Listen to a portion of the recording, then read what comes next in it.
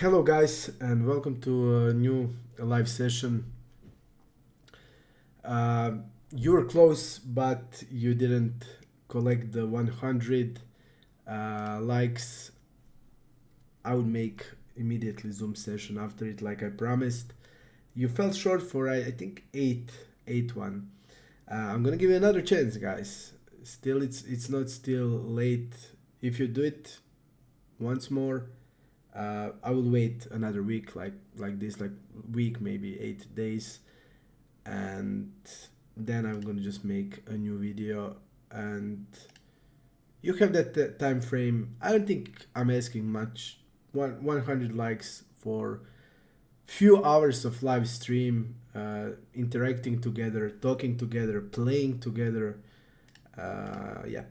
Okay, so we are around midnight, little past midnight. One late session. I did have some private business, so I couldn't actually even play in last few days. So let's go. Hope it's gonna be good. Hope we're gonna have an interesting session. Fault. Table number 4. Table number 3 also.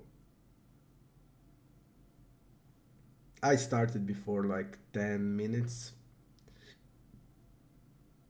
Did make preparation for the stream, and yeah, now everything should be good from the sound to the picture. I made a bathroom break, so I'm not gonna go anywhere. Yeah. Just let's get into the range. And now it's getting interesting. I know more and more players. I have more and more reads.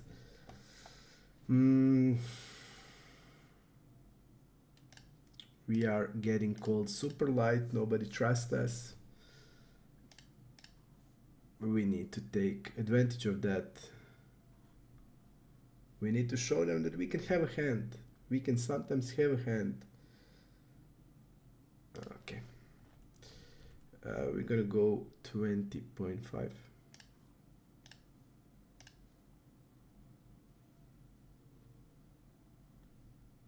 I don't know this guy, we didn't play, so this guy is new one. Looks like a reg. Okay. We don't have any history. We have some history with him.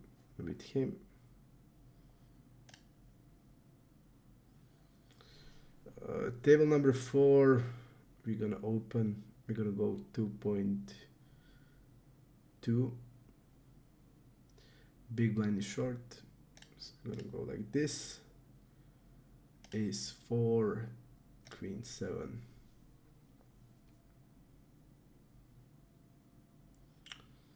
Ace 8, 10 usually prefers a bigger sizing.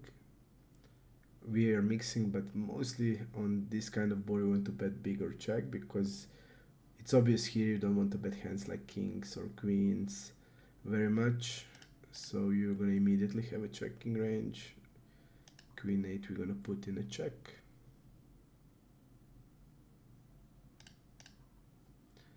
We're gonna go with delay.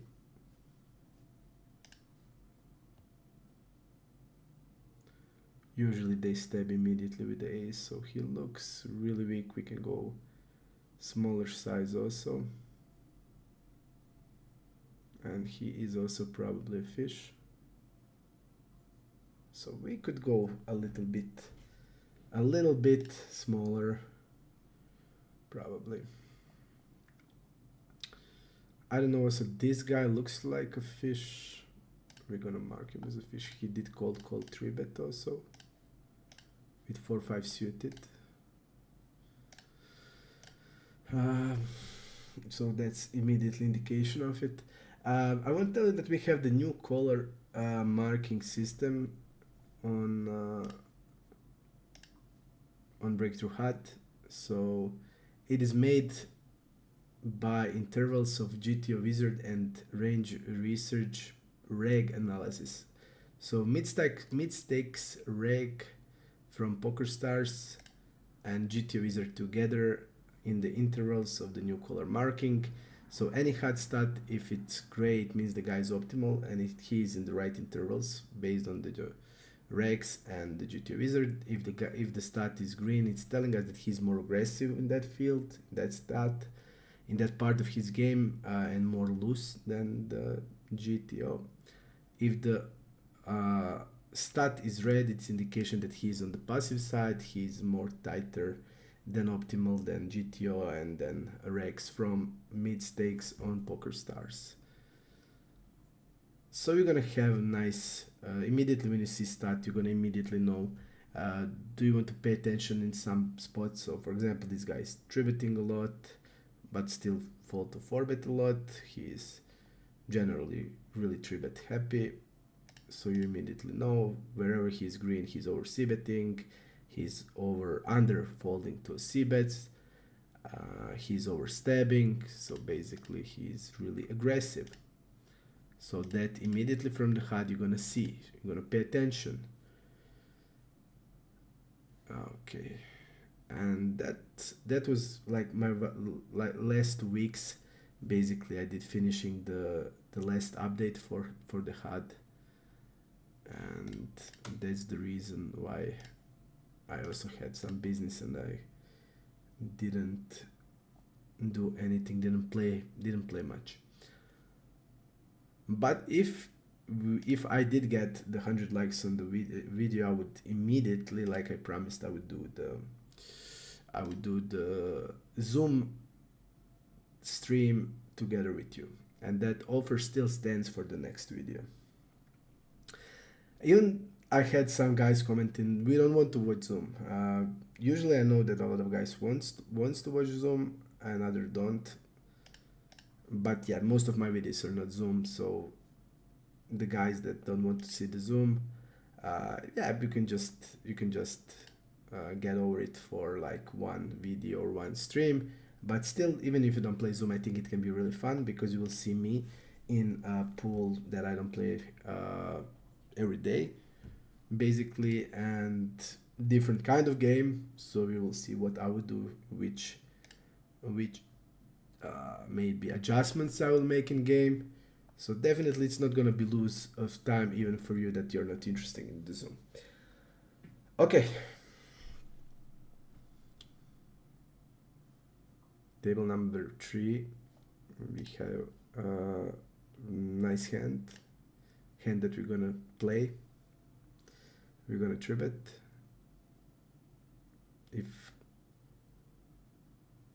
somebody opens, we're gonna go 12.5. This guy falls to 3-bet a lot. Button versus big blind pop up. We see that he is folding 71%. If you want to make adjustment and just lower the 3-bet size, you can do it. But generally, from the big blind, you want to be more polarized, so you want to size up, because our range is gonna have hands like King 4 suited, Queen 5 suited, Jack 7 suited, 6-9 suited, 4-6 suited, and hands like that. Hands that don't mind seeing a fold and taking the pot immediately. Yeah, it sucks when you have aces, but yeah, it's gonna be good when we have probably fish on the small blind, so we're gonna call on the button. But it's gonna be good feeling when you have like 6-9 suited, you want to take the pot immediately. Or it's gonna be nice when you have hand like ace 5 off or ace 9 off. With deuces, this he's check fold, so immediately we see that he's not check folding a lot. He's check calling range, kind of strong. So we're gonna bet here because our range is crushing this board. So we're gonna go small. We're gonna see here if he's check raising immediately hands like jacks. I think 9s and 10s are gonna be check raising decent amount of the time. So we're gonna bet the turn. We will not overbet, we're just gonna bet normal size.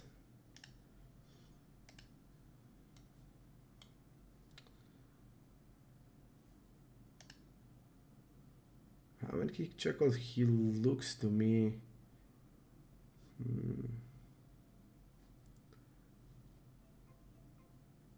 I'm gonna just jam here.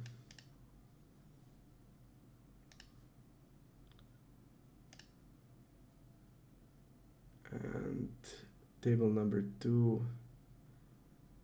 Okay. I think mainly overbet. I'm gonna mainly overbet.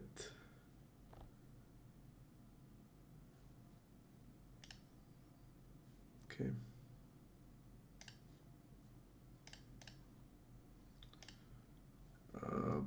We can think 2 sizes here are okay. Overbet size and smaller size. And we're gonna mix both hands. Yeah, we just want to overbet size a lot.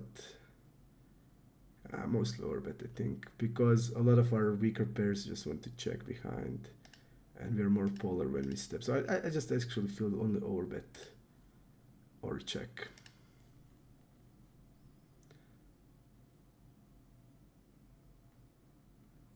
He used the bigger size on the flop, so that's indication he's not gonna have like a weaker pairs betting that size. Hands like pocket 5s, for example, or pocket 9s, not gonna bet that size very often. So a lot of our pocket pair just actually wants to check behind.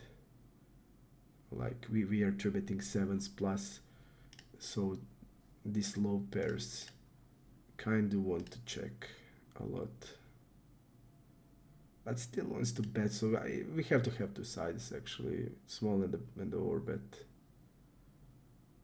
And just mix. You can always mix 2 sides. I don't think it's that big of the deal. Today, guys, I'm playing from Pilates ball. So if you see me bouncing, that you know that I'm not crazy. It's just a ball. Okay. Check raise. Both options are good. Against the fish. Okay. Think against the fish. We can do whatever we want.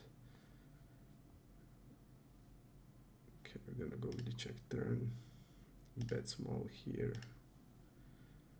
This is something that I don't like, because this guy can just bet like a jack 5 in this line. I think we still want to call.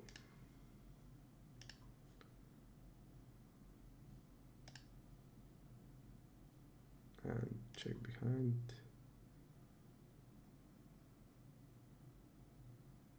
This is super weird. We're gonna have a lot of jack X also check raising. I would check raise. Queen jack, king jack.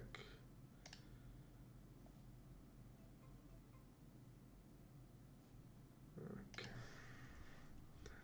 This size is super weird.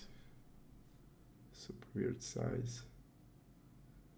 I think he bets jack with this size. I mean, he can bet maybe weak jack, or he's maybe more scared of it.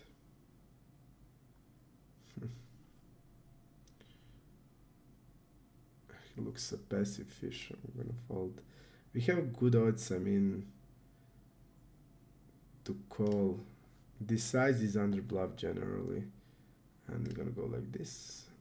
Found a new way to get fast in the tables, and we're gonna go small here. Like we can go like this.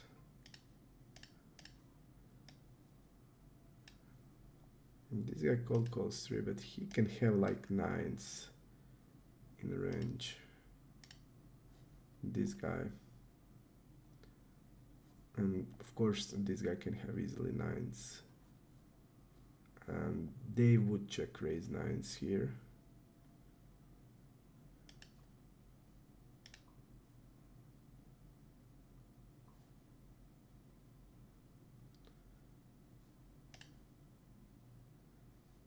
They would do it. We're gonna overbet here. We're gonna take his checking range. We want to bet the turn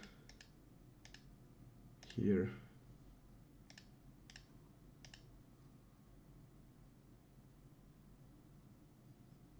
Both are looking like drawing something here, Tom. to deny them equity, and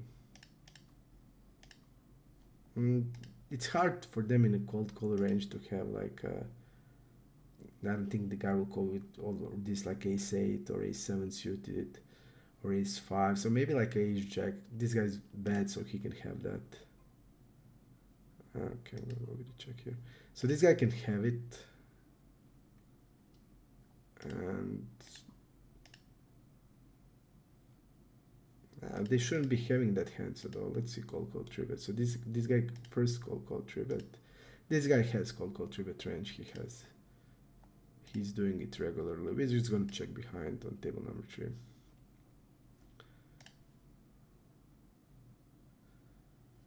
Okay, what? Ace king. What is this? The guy got the ace king pre-flop. He's playing 2 tables, so I mean, based on this, he probably is fish. He's also not full in, yeah, he's opening 4x.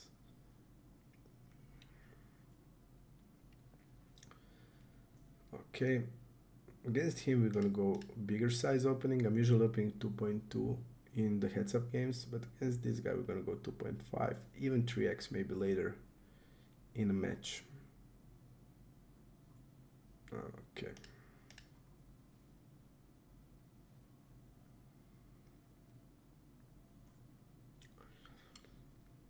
Queen 6 we're gonna open.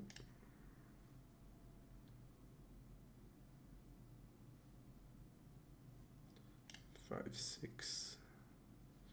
And I'm gonna also see in a Super Sport Croatian site what is going on.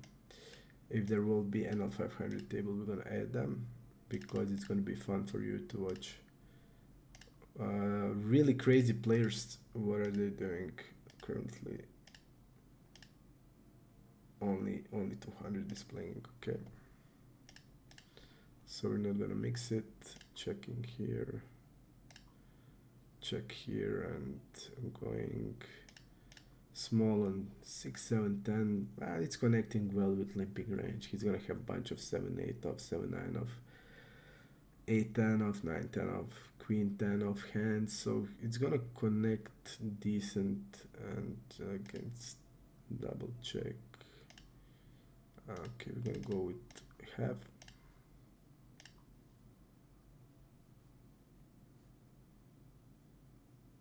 We're gonna have some 9x in the checking range also. We're gonna have a lot of 8x hands. We can also step hands like pocket 5s and fold there.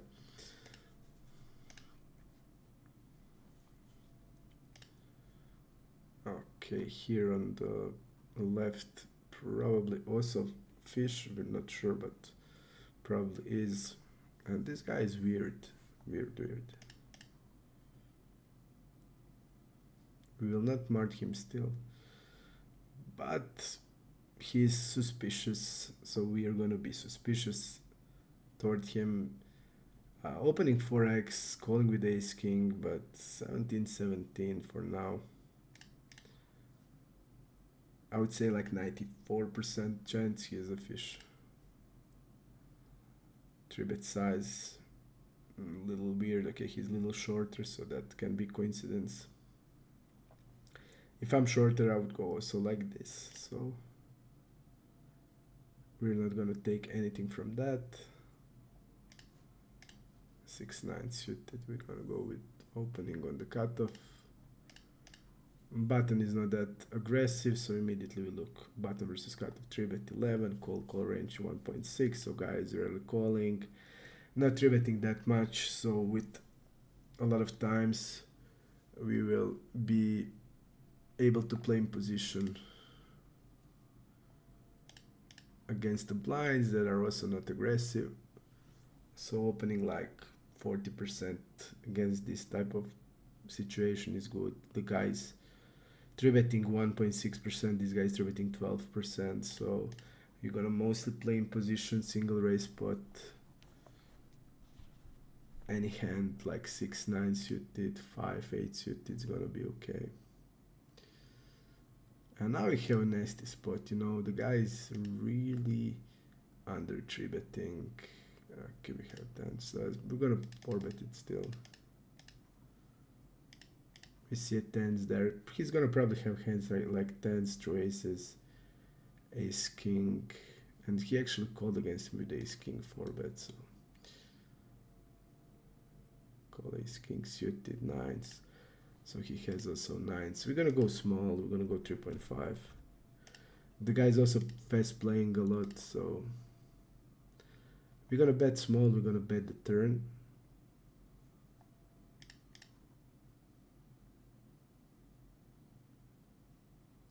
And fold on table number 1. So I would love here hands like jacks.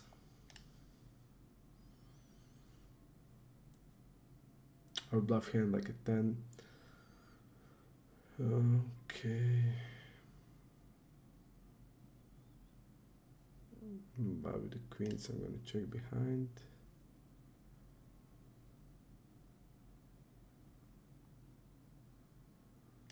I'm gonna raise here still.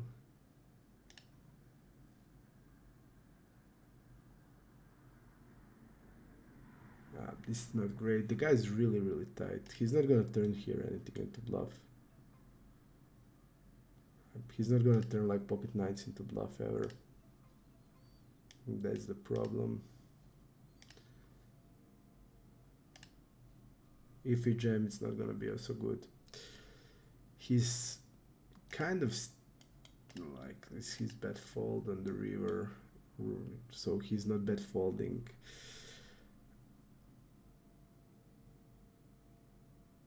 Bet fold is really low, and when he bets and get raised, I saw that like when we played, if he's gonna have hand like that he's value betting, he's not gonna fold it to raise.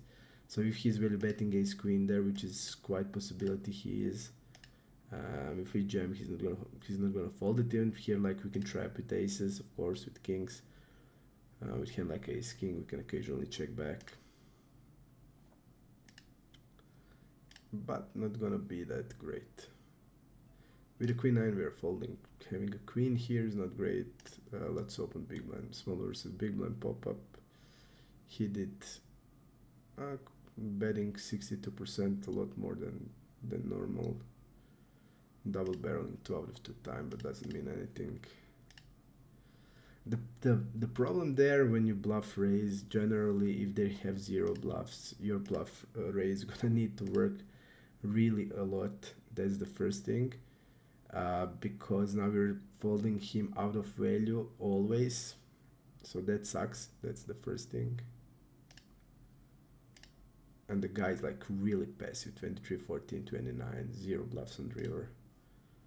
And here is an interesting spot.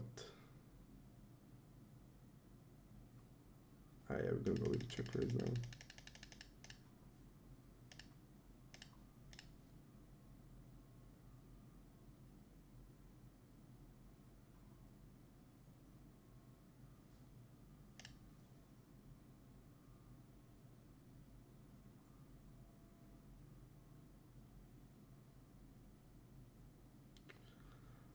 We're gonna go with the jam. I mean, he has 8-9. We're gonna just go big.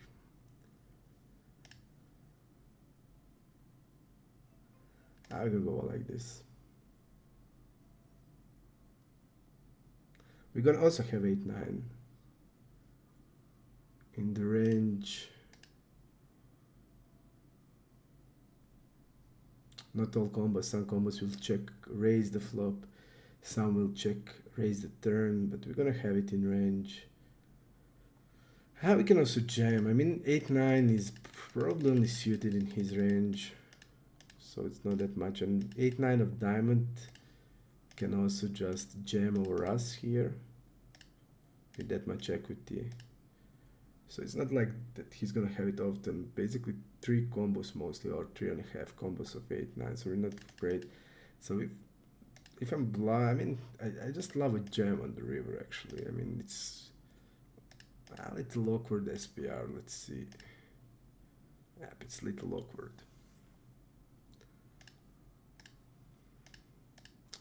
Against the reg, I would jam. That's the first thing.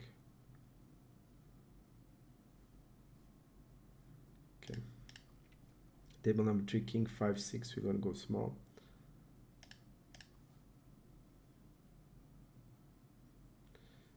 His main floats will be ace queen, always calling, ace jack with a diamond. And the good news is that the ace is with the backdoor, so we're gonna go with an orbit. So blocking a lot of his ace-x floats.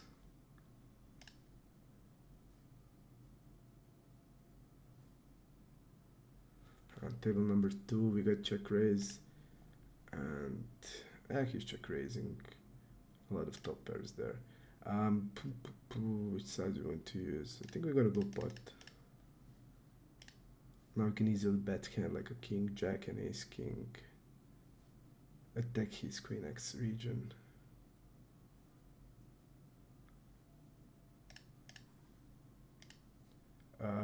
Table number 4. We are mixing 3-bet and a call. With my method for randomization, this combination is called.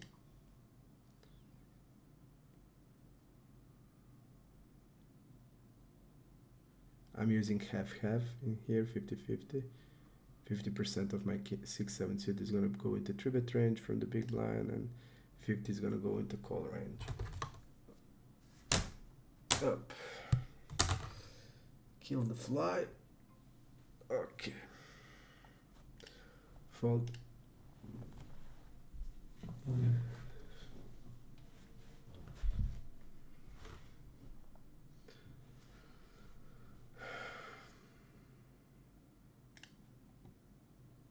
Interesting hand, table number 3. The guy is playing it weirdly again. Probably fish now. Now like 99%.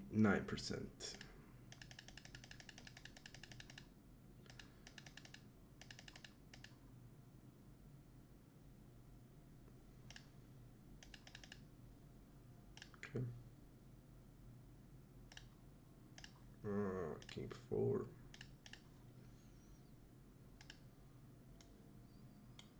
Now we're gonna check raise here.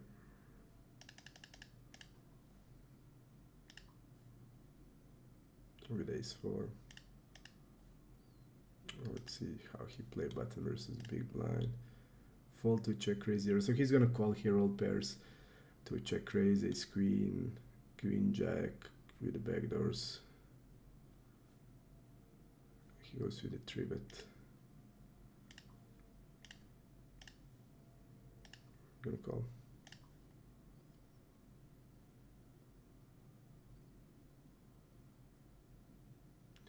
His 3-bet bluffs should be a lot of 4x also. His mainly should be, his 3-bet bluff on the flop should mainly be a 4. Blocking our set. I'm going small here.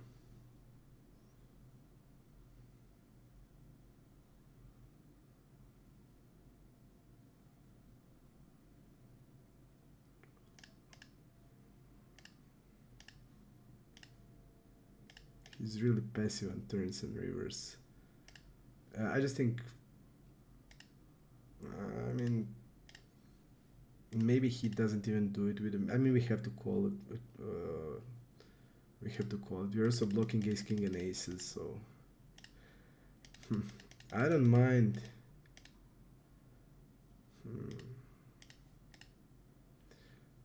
Going like 30 something also. Our value range is king 7, pocket 4s, pocket 7s. We have it all. 7s are 3-betting, half-half. So we're gonna have it also. But when he 3-bets, there's also a lot of sense in calling all these hands.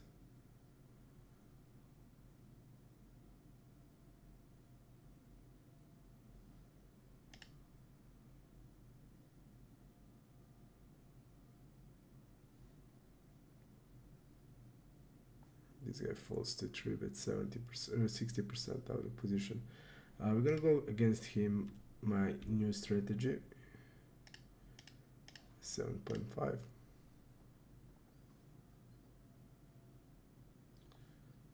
Fast call, okay. And we're gonna go half pot, or usual 2/3. GTO wizard likes this half, so I'm gonna go with the half.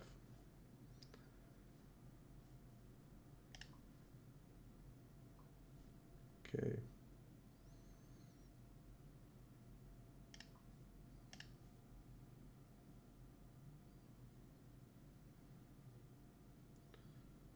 We're gonna go with the bet.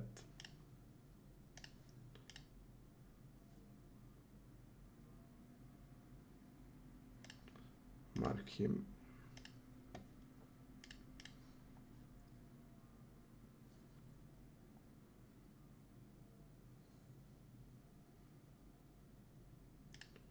We're gonna open this.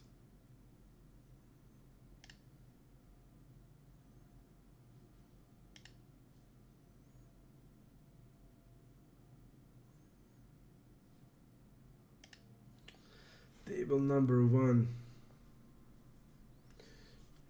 King 6 is calling a 3-bet. Also,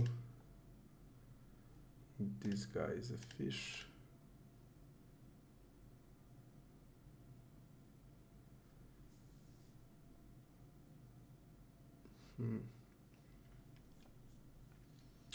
King 7. We are three max. We are calling it more wider. I'm gonna 3-bet King 7. I'm gonna go 6.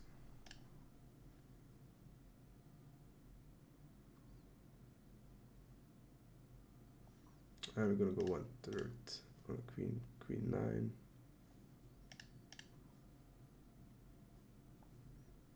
Queen 10 on table number 4.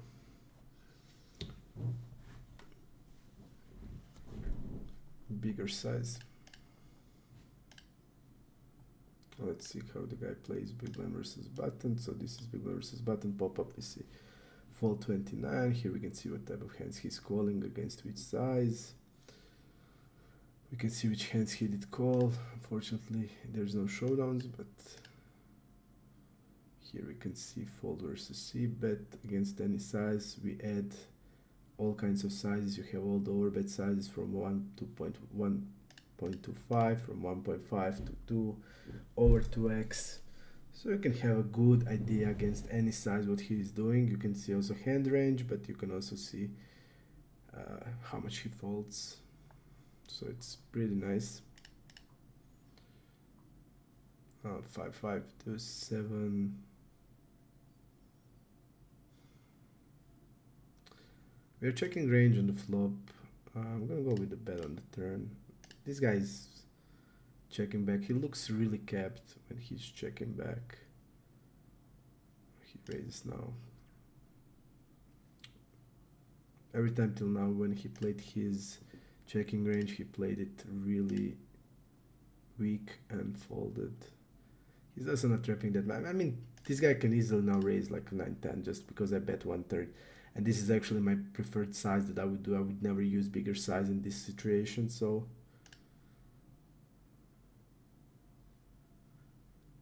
he can just, because what he's wrapping, like, is he raising 7 there? Is he checking back 5? I mean, it's possible. Weaker players in position have more traps than reg, but looks suspicious. 5, 6, 8. I'm gonna go with a check call.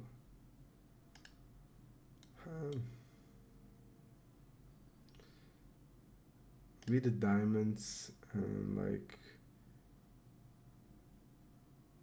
Jack 9, a lot of out check raise. A lot of hand like a Jack 9. Diamonds, 9 with the diamond, 7 with the diamond.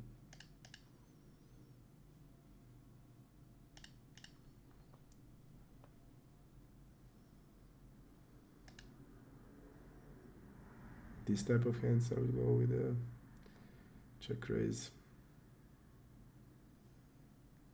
Okay.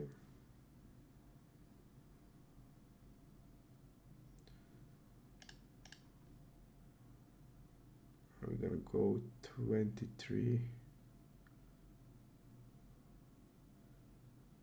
And this is not great. I mean, we now have only a jam or fold scenario. And this guy is called for betting 4.6.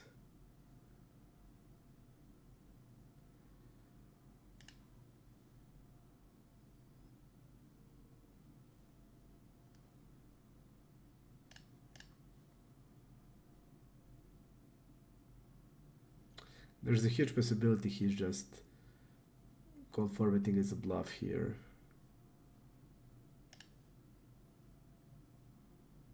He has a hand. We only have a jam or fold spot.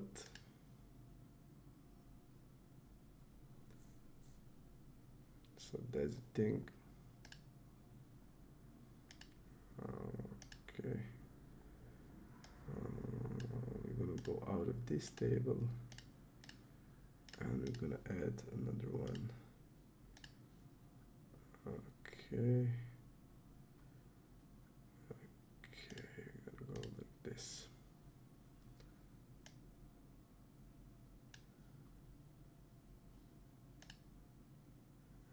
Okay.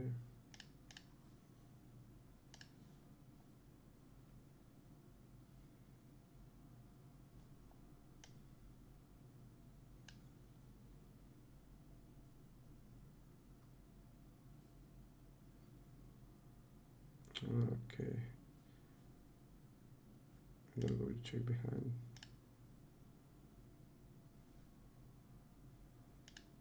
Delay.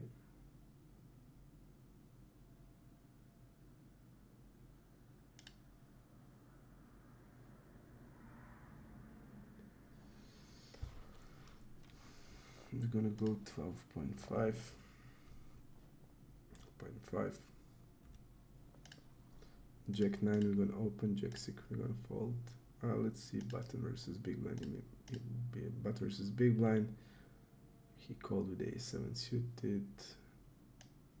Called 28%, called through the range. That's a lot more than normal, so probably sample. Call king queen off, okay. Now we're getting it. I don't know why I didn't know that I had like 40 blinds. We're just gonna go top up, okay.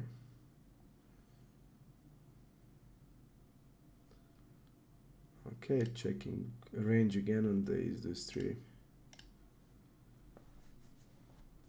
I thought it's like on stars, and stars you have the immediately top up, immediately they just top you up.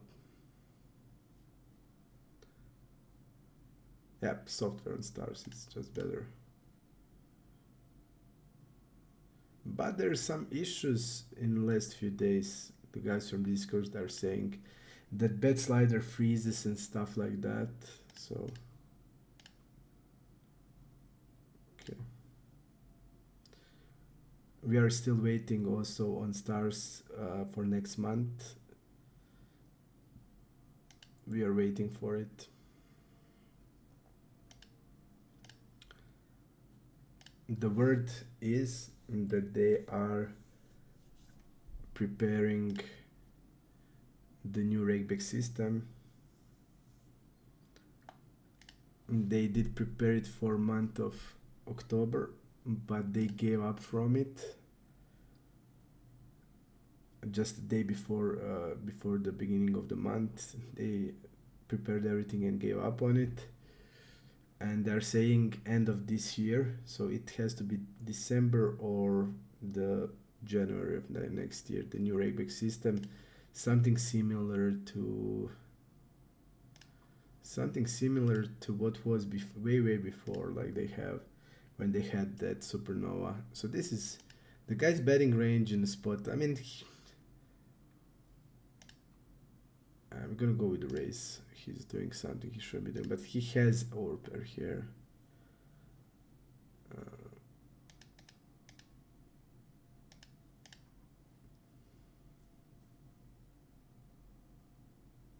But we have so many. We have 3-5 suited, 3-6 suited, 5-6 suited.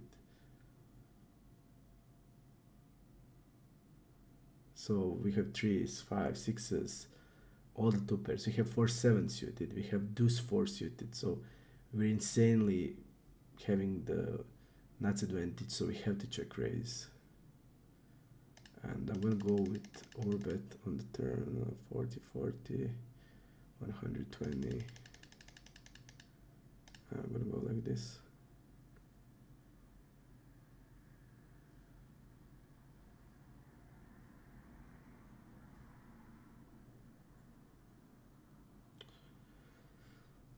Table number 2, bet jam, block bet jam.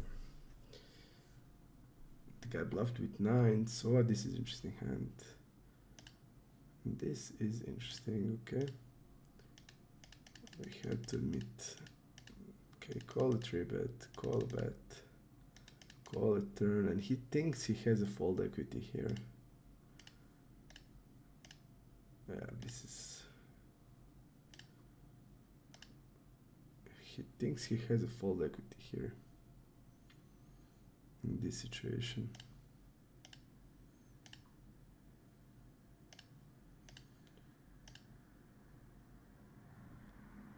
This is interesting, okay. He thinks he has a fold equity in that spot. Our guy needs to give 30 for 214. Okay.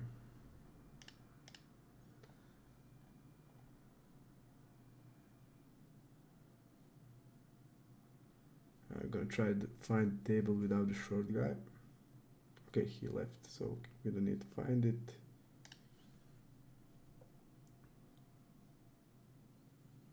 I'm gonna bet small.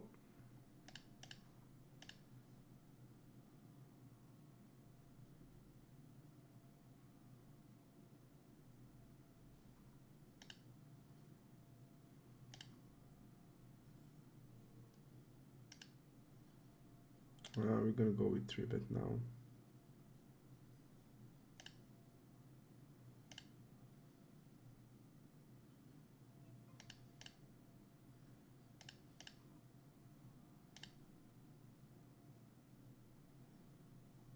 We're gonna go normal size on the turn because we can get it in with normal sizes.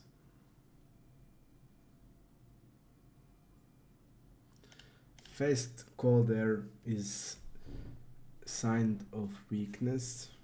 There he snapped called, so probably like a draw. With the jack he would think, when he's getting through, he would at least think something. And usually when they have a hand, they also think some time just to like a process it. If he's gonna have, for example, pocket fours, he would think about it. But like a snap call here is like a obvious hand that's not folding, like some draw. With hand like a jack 10 or jack queen jack, he would also think about it, like king jack. I guess it's snap call.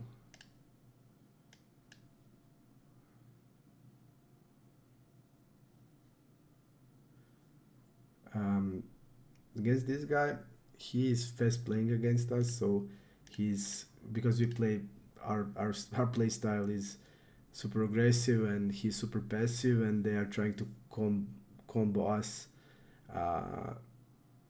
They're trying to combat us with also playing aggressively against us, but that's leaving their range unprotected. This guy's just not gonna have enough bluffs, so whenever he's not using aggressive line, he's gonna be capped a lot, and he's gonna have mostly like a medium strength hand. And these type of guys are not slow playing against us, because we're tilting them. I just feel that when we're playing, he's always like, he's having in 3-bet pot set, he's just gonna raise the flop against me. Even in the spot he should be having 0 flop raises. For example, a board that is bad for his range, and so it's really nice. It's really crucial to just understand always when somebody is doing that. It's crucial to understand it, because you can attack their, whenever not using aggressive line, you can just attack them really heavily. Going call with the queens. We run my strategy here, like to from 100 from 150 to 250. I'm not gonna have a 5-bet range, and I'm gonna just use it after that. So I'm gonna call aces, kings, queens. I'm gonna call everything, and he goes with the check. We're gonna go check. I'm gonna go 1 BB here.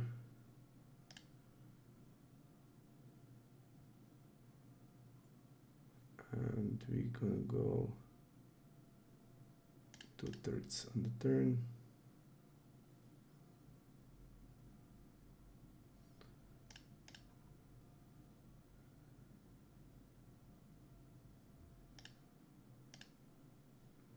We're gonna bet and check behind on the river. He can have kings, but he can also have jacks. To me, it looks like ace-5 actually. I would say it looks like an ace-5, but he can still have some king-10 suited hands and some pocket jacks. So we're just gonna bet turn and check behind river with the queens in this situation. But generally smells to me like an ace-5 suited. Okay. Aces has also sense.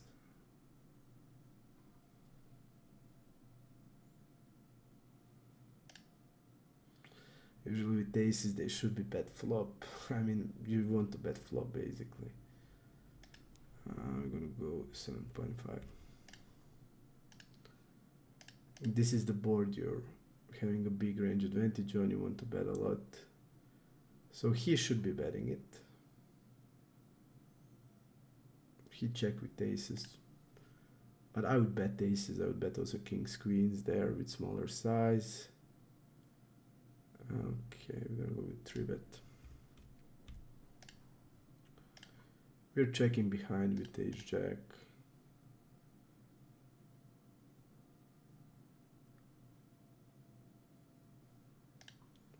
Check.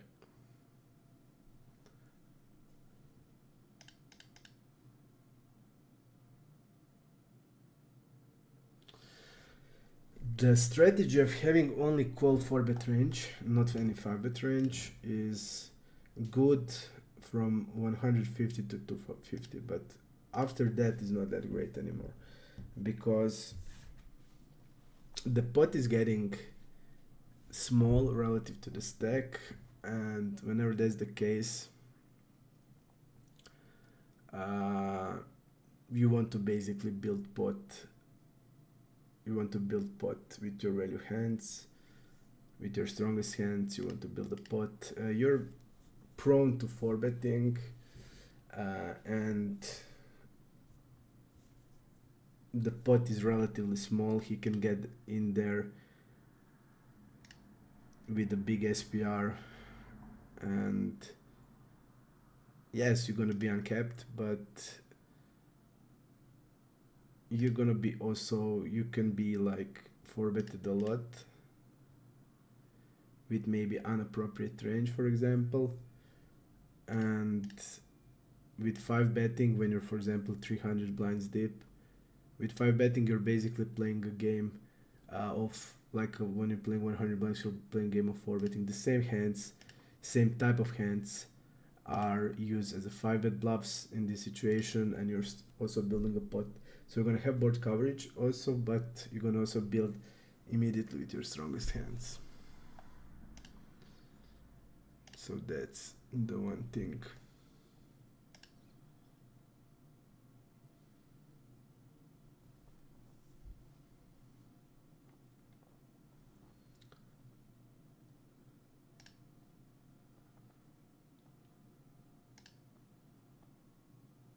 After check. He did bluff with 2 occasions. He's wrapping like a pair, any pair. I think he can bet.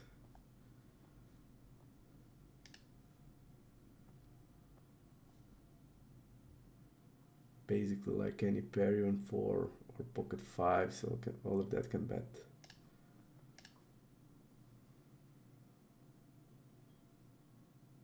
I'm gonna go with check behind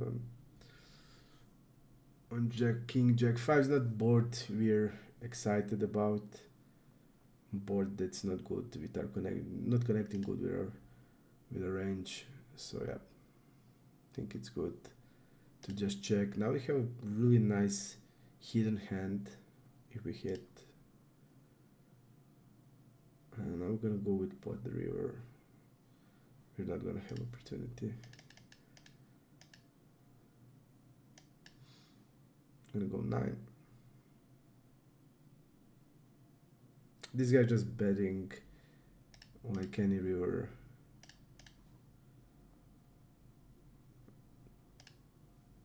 It's pretty bad. I mean, we had such a full equity hand. And on the river, you see, like, he's betting polar on the turn, and suddenly on the river he's saying he has basically a flush.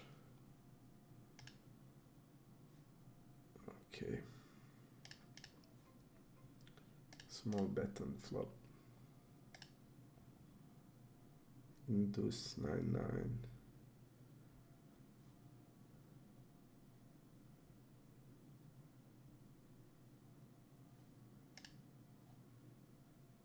Okay, we're gonna go with another bet here. And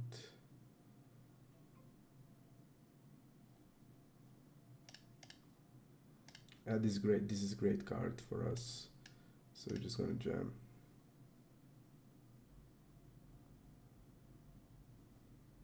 A lot of our bluffs gonna be 10.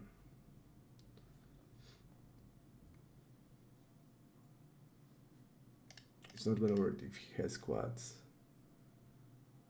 But yeah.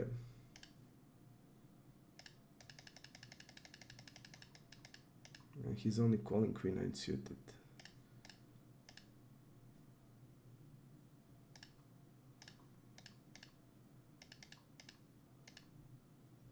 And we have such a big advantage here, and 10 is perfect. A lot of 8-10, 7-10, Jack-10, Queen-10. We're gonna have with alongside with our pairs, so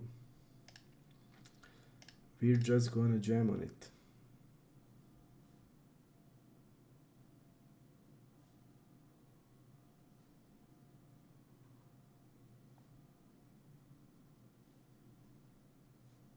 Fold there, 5-9 suited fold.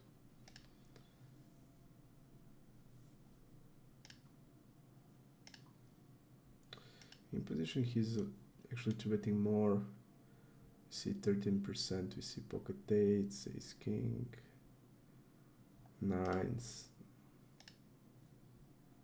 I'm gonna actually go a little bigger with a hand that I shouldn't be, because he's betting range on most of the board, so he's kept here, and still he's gonna have these pocket pairs with the club, like 8s, 7s, queens. Even I think he would bet like queens.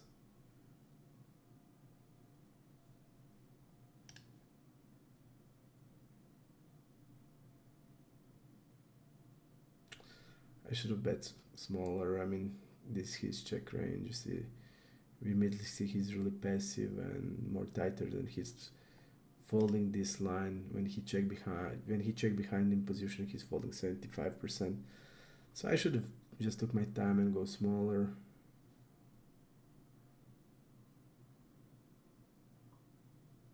So I made a mistake there.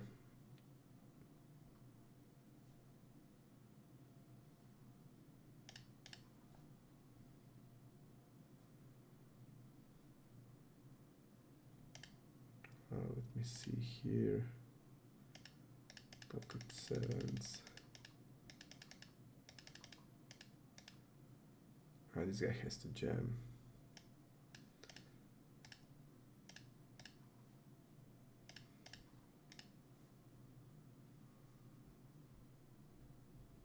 I would jam that there.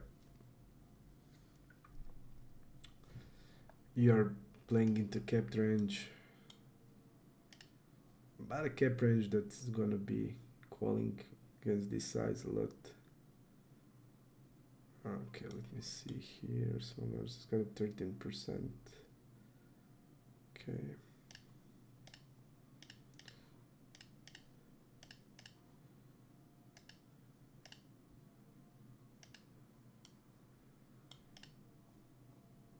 Now we're gonna go with check behind with eights.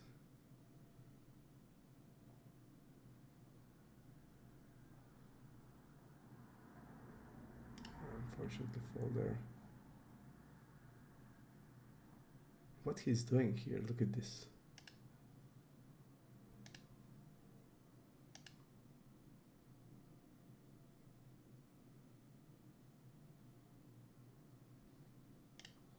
Doesn't have sense. He doesn't have 3 in the range. And yeah, we block 7, 8. I think just check behind.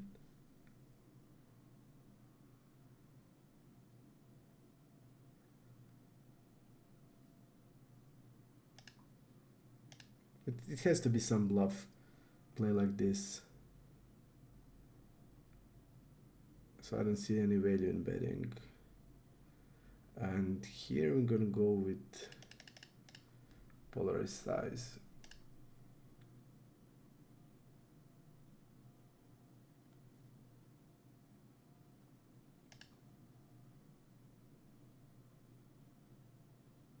Such a bad play. He just shows he had a flush draw, he just wants us to fold. He doesn't think about his range at all. So actually I should have jammed the turn. Okay.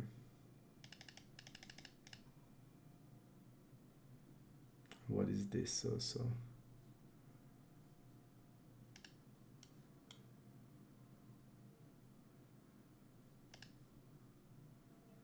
And not bad as bluff raises.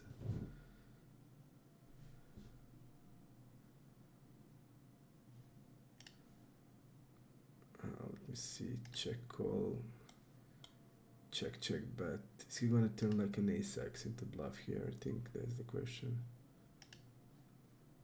With this aggression he won.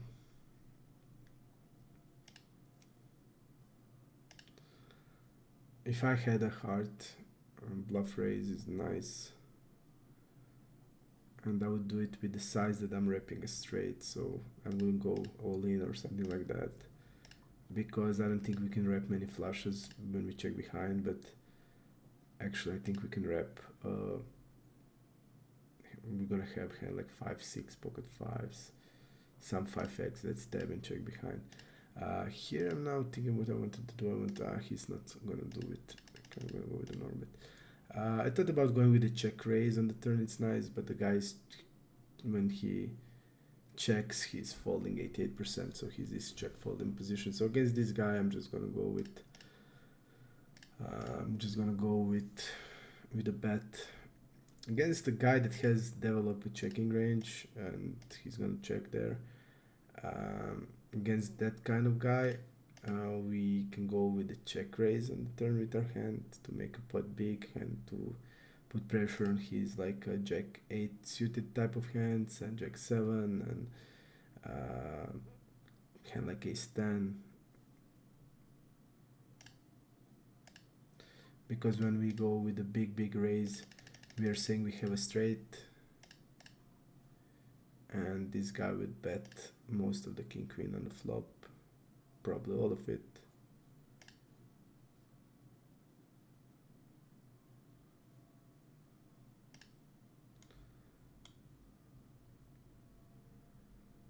He's 4-betting a bunch.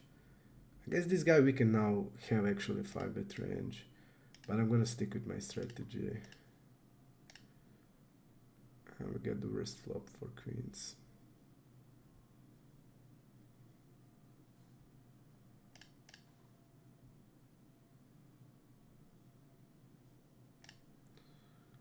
Okay.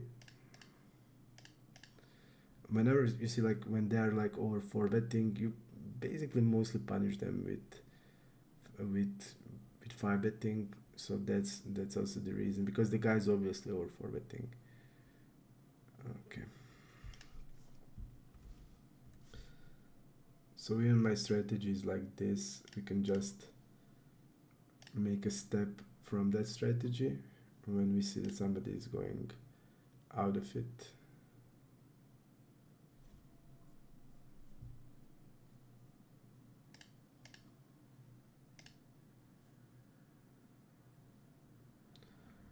I'm gonna bet small here on the ace king 10. I'm gonna actually bet 1/5.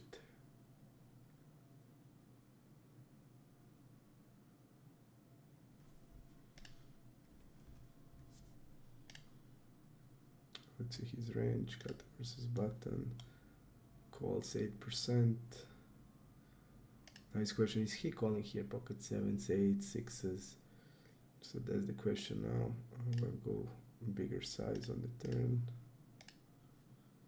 He should be check raising. Also a lot of hands like king jack suited on the flop, jack 10, queen 10 suited.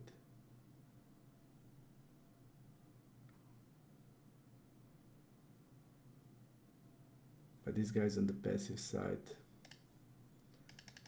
and we are not good on the river.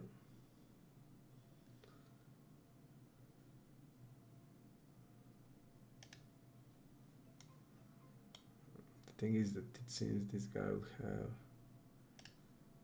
have to this side we're gonna call ace 10. We're not gonna time. Okay. I want to say we're not gonna turn it into bluff raise.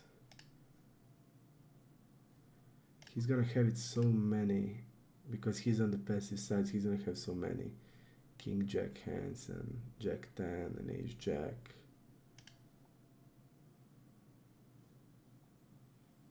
I'm gonna go 2/3 on the river.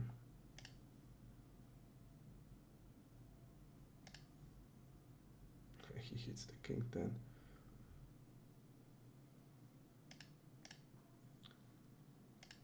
He should be stabbing a lot of king 10, king jack, king queen hands.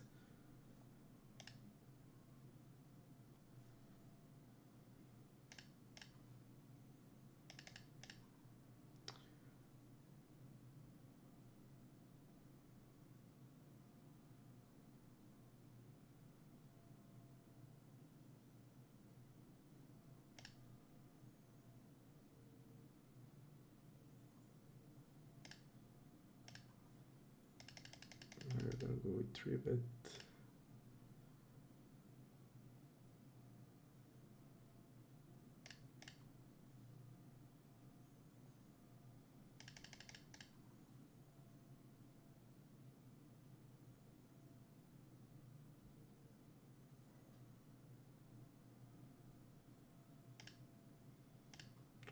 Against the fish, we're gonna size up.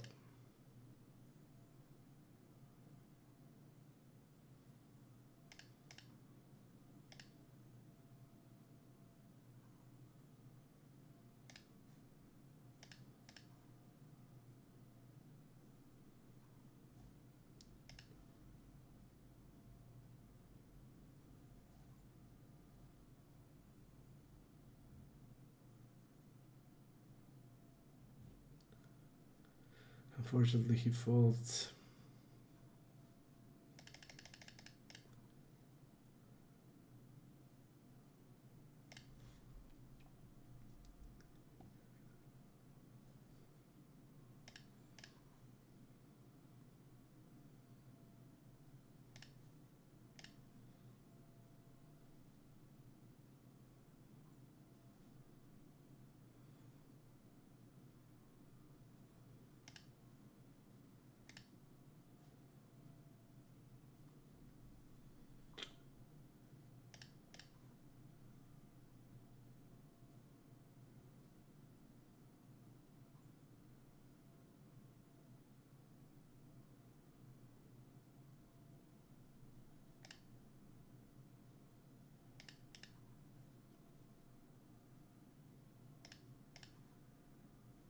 Opening 4-7.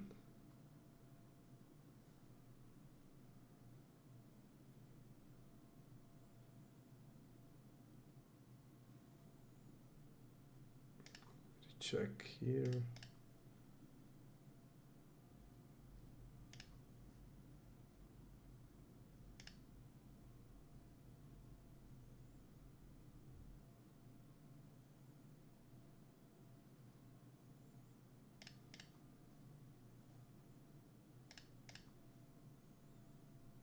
I'm gonna double barrel with a 4-7.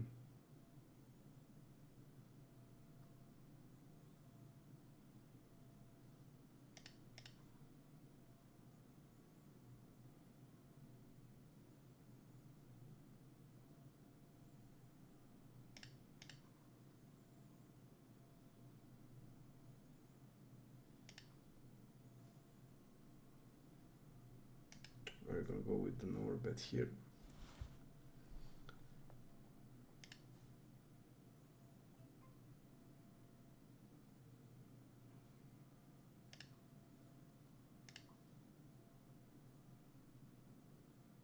We're gonna go 1-5.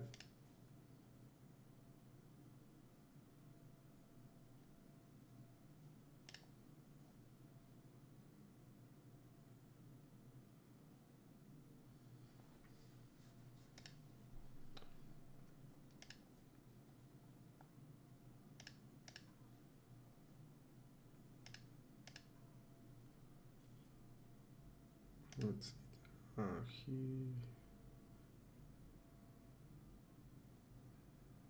Okay.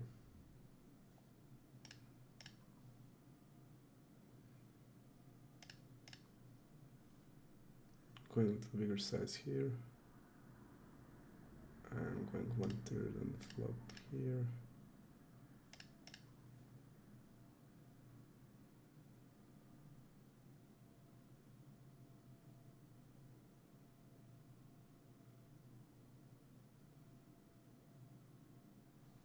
We're gonna bet turn with 4-8.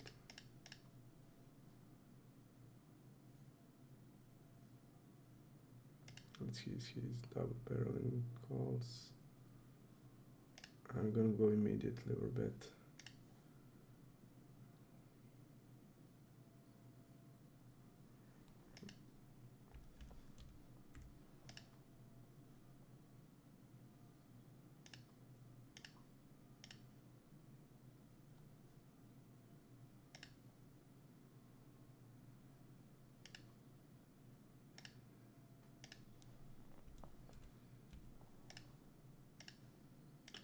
We're gonna donk turn on table number 4. Pretty strong turn for us. King Jack, we're calling.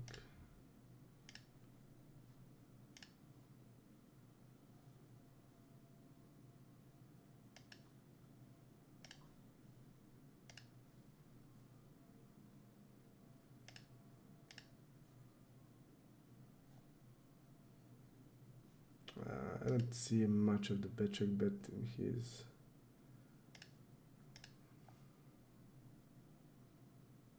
I'm gonna go with the check. But I don't see many, like ace jack is betting for sure. He has 4-6 and he didn't do anything, okay. So he checked behind the 6 high in position on a queen on the river.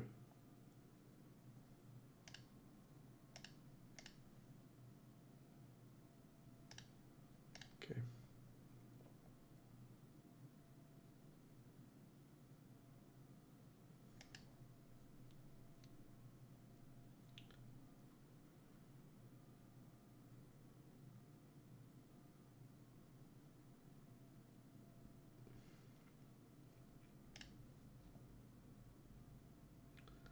Really unlucky that we did against him run into quads, because this guy is folding everything probably. Look at his river pop up. So he folds river to like 70 to 95%, but 83% of time, 40 to 70, 99. to block bet 50. It's really, really unfortunate to run into quads because we would make fold him everything there. So really unfortunate. Look at his fold versus delay. We're just gonna put our hand into delay. The hand that is really bad as a bet, but as a delay we're gonna go with delay and bet it on river. Now we're gonna overbet the river because you're gonna have ace-x there.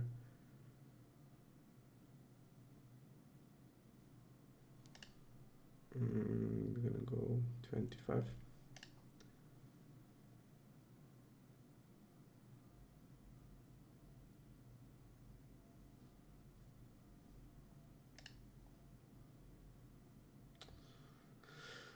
Kings on aces here, okay.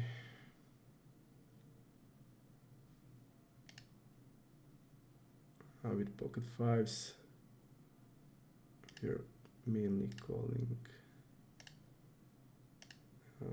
button versus early around 11. We only see a nuts hands. We're gonna check fold this flop with fives. So if we want, we can sometimes check raise it. We're never calling. But his range is just, I just see like all the strong hands he didn't show in these positions, nothing else. So I'm gonna make fold, and it was button versus UTG, so I'm gonna bet small here. Quick call. We're gonna go with an overbet on turn. Let's see how he reacts on overbets. Okay.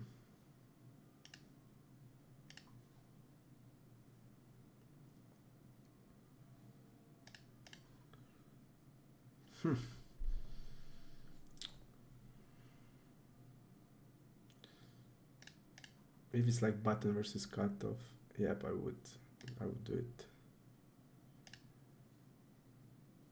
Check. Table number 4. Check call.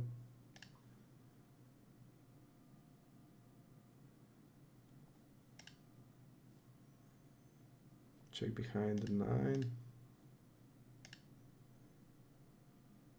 Yeah, the guy is weird. I mean, really weird. Even now, I just can't say he's a fish. He's just, you see something like weird, then even more weirder than something reggish. Maybe he's also bad reg, I'm not sure.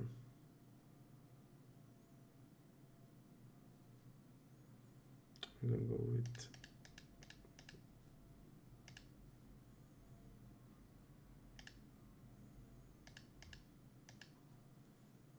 smaller 4-bet. Call with 7-8. Smaller versus cut of 14%, so this guy is active. We only see ace queen, but 14%.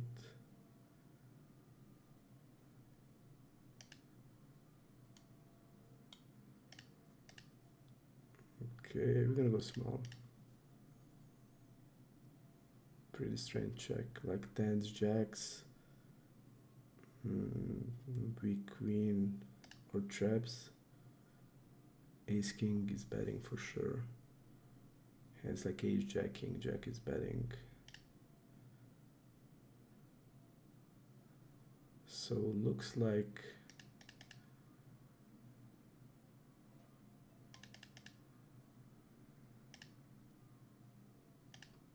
looks to me like tens and jacks that are like now a little bit in trouble, blocking a lot of bluffs. And I'll tell you for sure we're going to be called because this guy is calling us super light, so we're going to be called for sure, even with tens and jacks that are blocking the bluffs.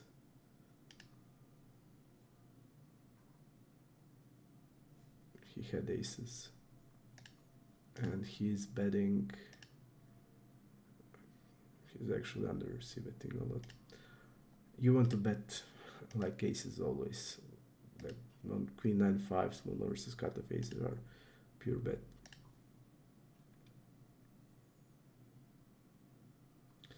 But he's probably trapping us. Delay bet here. Against him will fold. He is trapping us. But we would get called for sure with everything there. We played and I noticed that he's calling us like 100 blinds deep with I did bluff in one spot and he called me like instant call in a spot where people under bluff heavily and we didn't have any sample. We played like 1000 hands and that was maybe around 100 hands, and he made like a call instantly in a deep spot in a super under bluff spot with a hand that is like 100% fold.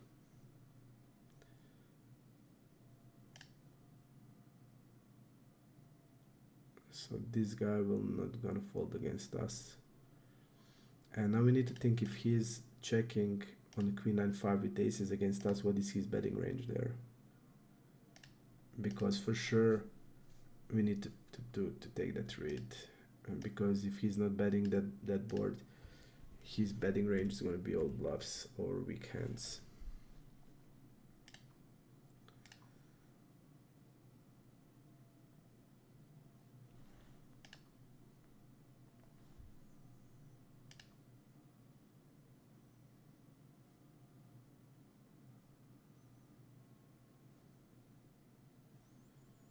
I'm gonna go small.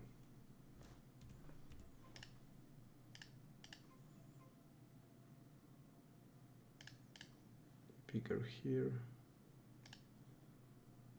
And I'm gonna put it in normal size. And we're gonna go bet river and check behind. If you face a block, a raise is not bad.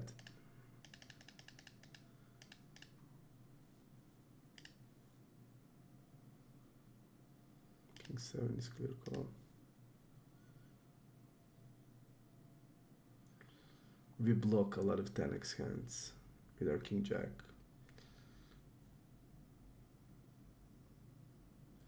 We block jack 10, we block king 10.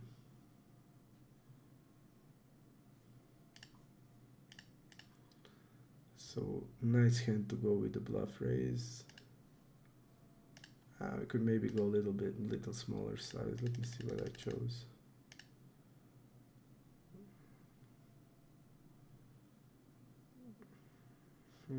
After check, let's see. Against him we will actually bluff river.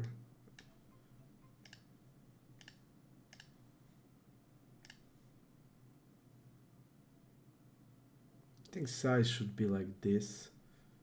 We're gonna rep like a ace 10 type of hand or king 10, basically a 10.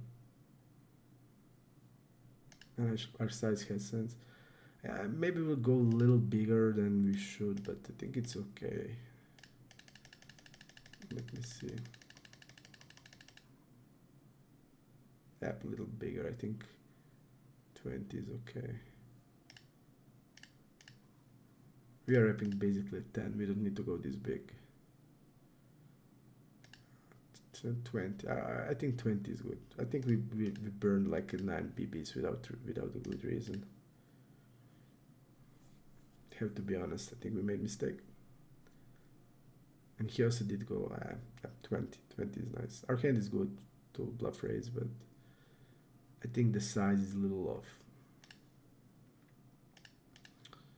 Okay, just gonna write that read. Small blind versus cutoff where the guy is. We're gonna go here with this size. The guy's not folding to 3 bets. calling. Let's see what he called. King 8 suited, pocket 3s. Okay. Size. This size is good.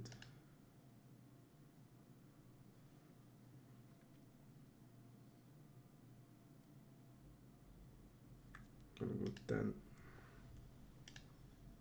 His range is wider a lot that we saw, but he falls. So he's gonna call here like 4s, 5s, 6s, 8x, ace 4 suited, ace 5, ace queen. He folds 75. I don't think he's calling hands like a king queen here to this size. 4, 5 suited, 5, 6 suited. Probably has like a jack 8 suited plus.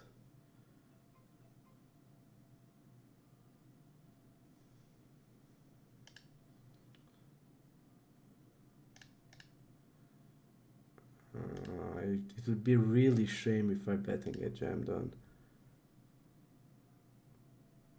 with this hand.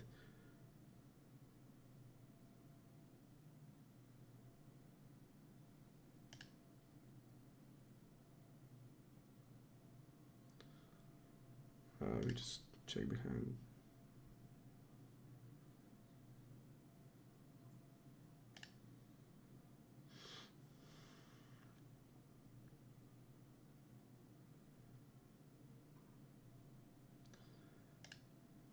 Like pocket 4s, 5s, 6s, 7s, nothing is folding the turn.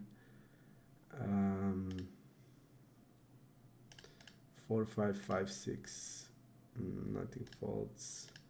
So we're folding. I never have I was pretty sure he doesn't have like an ace king, but ace queen we could fold out and turn. And basically that's it. He's folding 75%.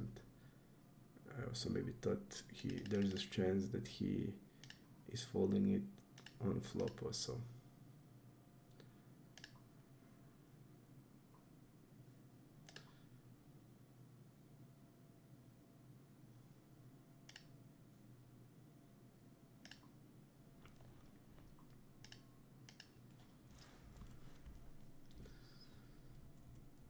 And on the bet check bet line, I don't think we rep anything on that run out.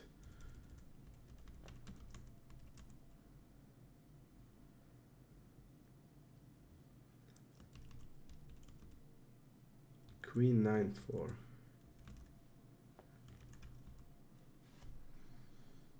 And that guy check call with ace.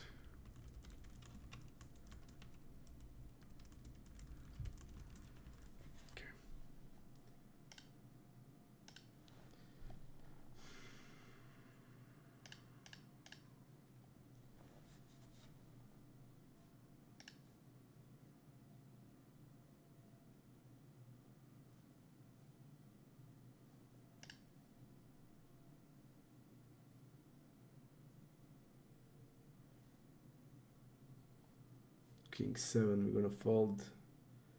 Jack 4 suited.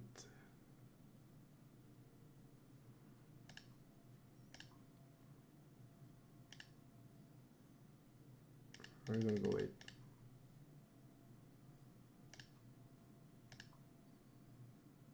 With Jack 4 we are folding the turn to double barrel. We're gonna call worst 4x, but with the Jack 4 it's fold. We're gonna still check fold river against him.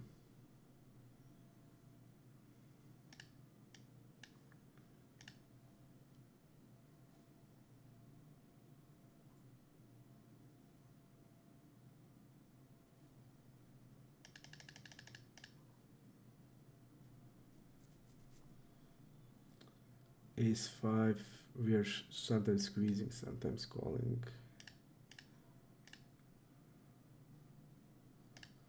Eric dongs the flop. Okay. This guy is super tight. He did call 4 with ace queen, which is even worse for our hand. His range is gonna be 10s plus ace king, ace queen, and some suited broadways. That's it. 13%. We're actually sometimes 4-betting this hand. We're gonna call this time. We're gonna check raise the flop. And we're gonna bluff here, like king 10, jack 10, even king queen is a check raise. And now we're just gonna overbet here when he check behind here. I'm gonna go with an overbet. 7 here.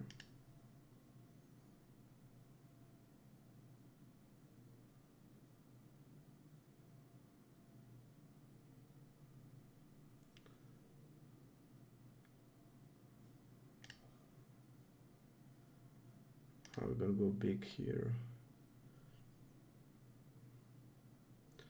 We're gonna go pot and shove turn. This is 2 street with jacks.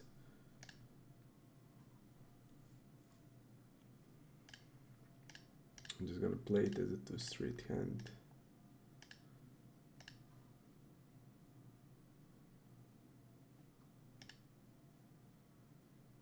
This he's check behind range on the flop, kings on the ace 10-5, so he's gonna be capped there.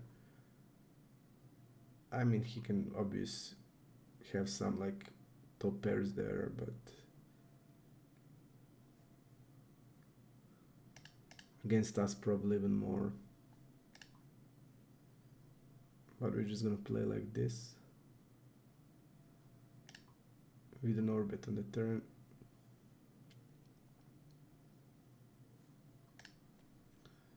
Let's see what happened here. Nothing. Check, check, bet like this. Let's see his checking range. Trash. Check, check, back turn. I want to see.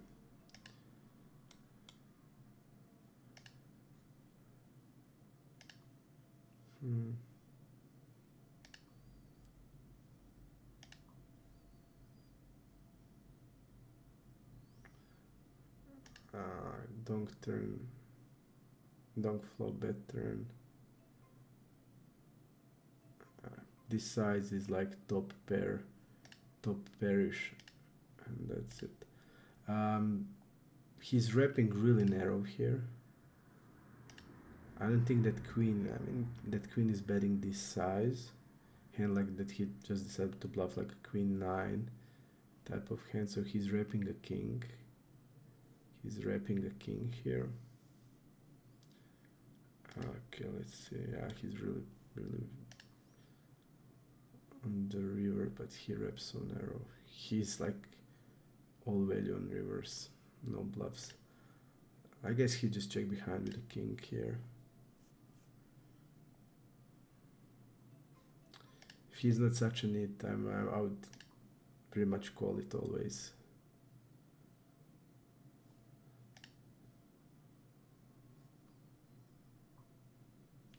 He's wrapping a king that check behind, basically.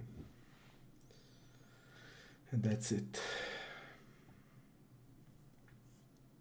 With that size, we can still have ace queen frequently there. So if he's gonna have hand like a queen 7, I don't think he's gonna bet it.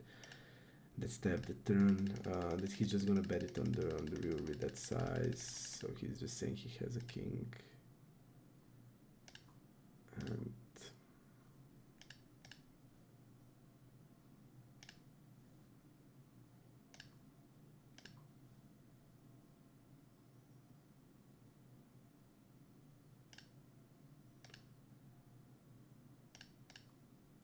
we have easy call here on table number 2. Story doesn't have sense. If he's have a queen, he's gonna bet it with bigger size probably. And here we're betting bigger size over checking on ace 10-3. I'm not gonna have 1/3 ever.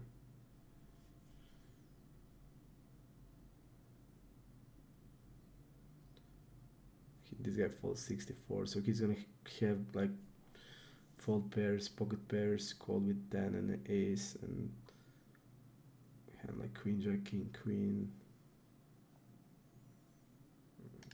flush draws. betting small or 2/3 still fine. I'm gonna actually go 2/3. We're gonna take hands like ace-7, ace-5 without a club.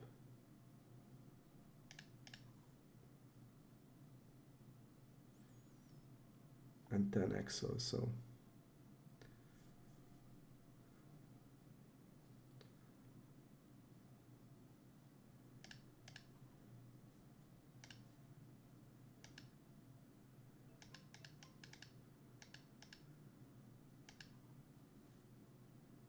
We now have to call it off also.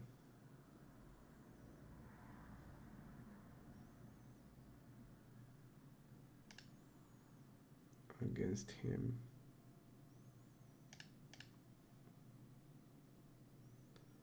Check.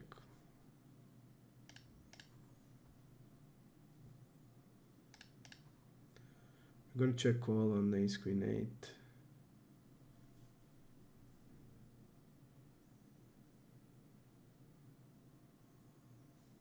And check on table number 2. Bet small on the turn. And block, we're gonna go 1.5 on the river.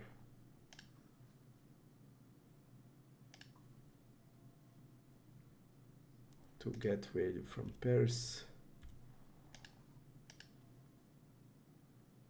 Ace-9 is called.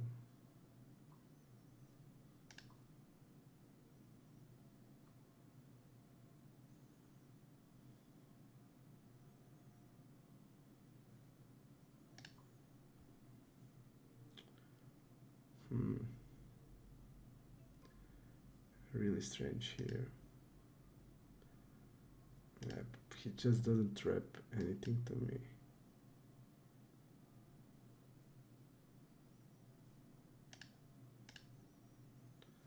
And here, think call on the river is also okay. Bluff raise not bad also. I'm gonna go 7.5.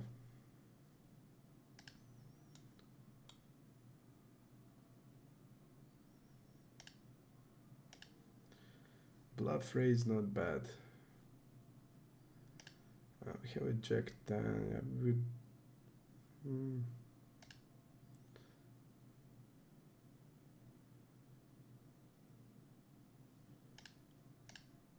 not.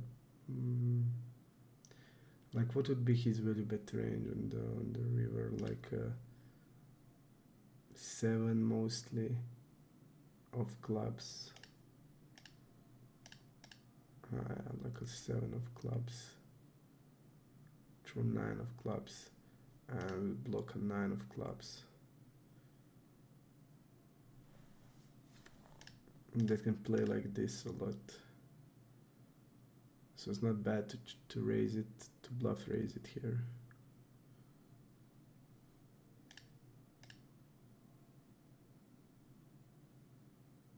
Yeah, a lot of hands like jack 9 with the club can check behind the flop. And I think in this line like a 7, basically like a 5 through 9. He's more passive, so more of the 9 on the river if he goes with the bigger size.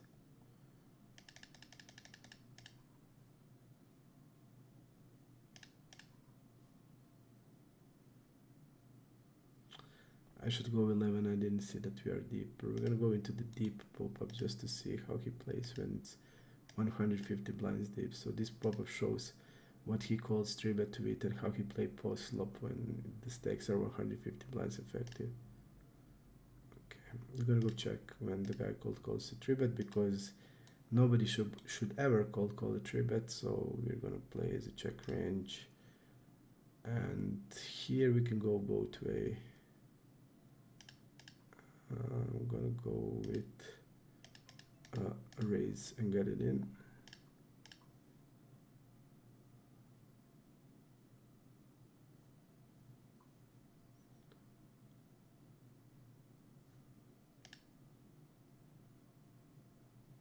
The guy will for sure overstep based on from what I see. a lot of weird plays. I'm gonna actually go with an orbit.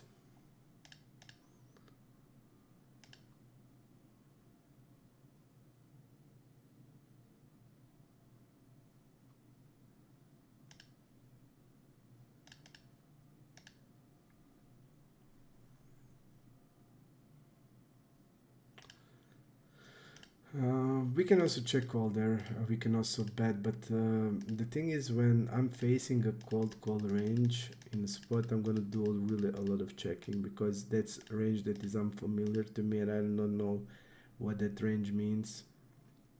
So whenever that's the case, I'm gonna go a lot of it checking, just because I don't know how his range looks like, so it's easy for me to play from the check. And when he bets and we see that he just do a lot of weird stuff, I'm just gonna go with the raise. But I think it's completely fine to check call there, because the guy will probably have call 3-bet of 20%. He's gonna have hands like king 10 suited, king queen off probably, and all sort of that type of hands. So it's completely fine to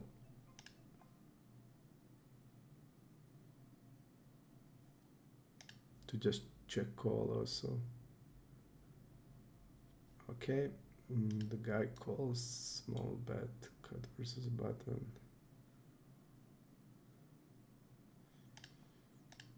He's gonna be around 10%, so all the pocket pairs. And on the turn, I'm gonna go smaller still, like we are betting pocket tens and jacks. Now his question, what's he gonna do with 7-8? I think this guy will fold it. Okay.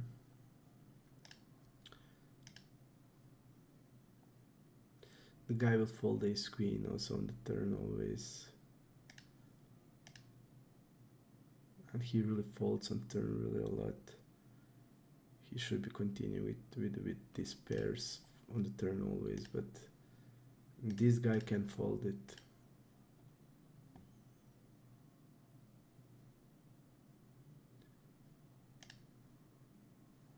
So definitely small size on the turn.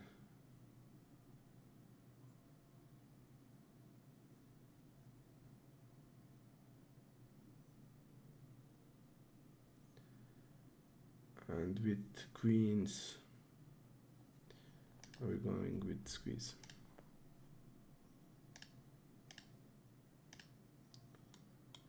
Against this kiwi is folding 71%. We're going small here now. We're gonna actually go super small, like 1/4. Even 1/5 is okay.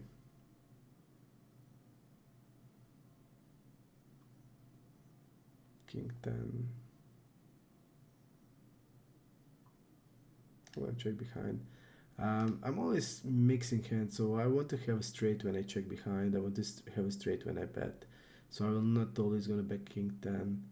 I'm gonna go with how he's a step. Okay. I'm gonna go with the raise.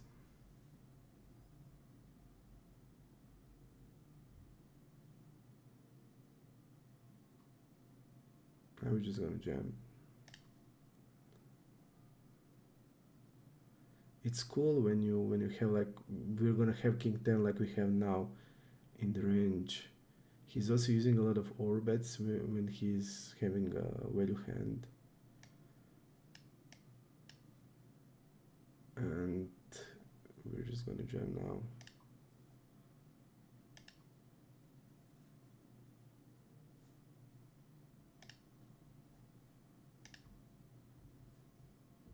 He had a queen 10, okay. And we're gonna go I'm gonna go half pot here.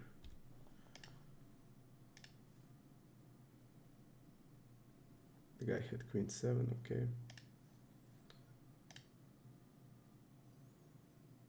he's tabbing 32%, and when he stabs, he just has a hand, so he's gonna have like a lot of top pairs, and he's not gonna believe us a lot.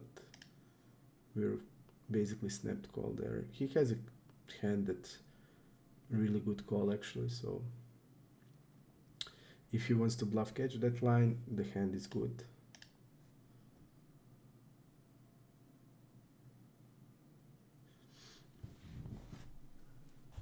I actually missed playing in this last month. I had a lot of work with the breakthrough, and I finally done it. So for this year, I done everything that I planned.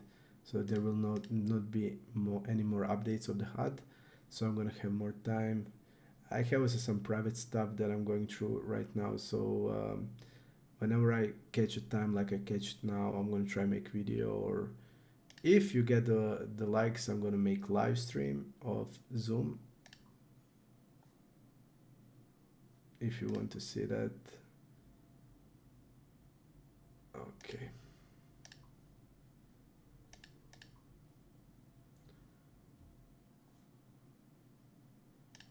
We're just gonna check here. And bet jack 10. I'm just gonna block the river here with the ace deuce.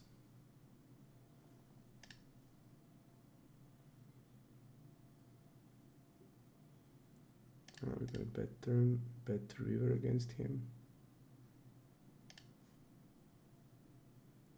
King 6. Fall there.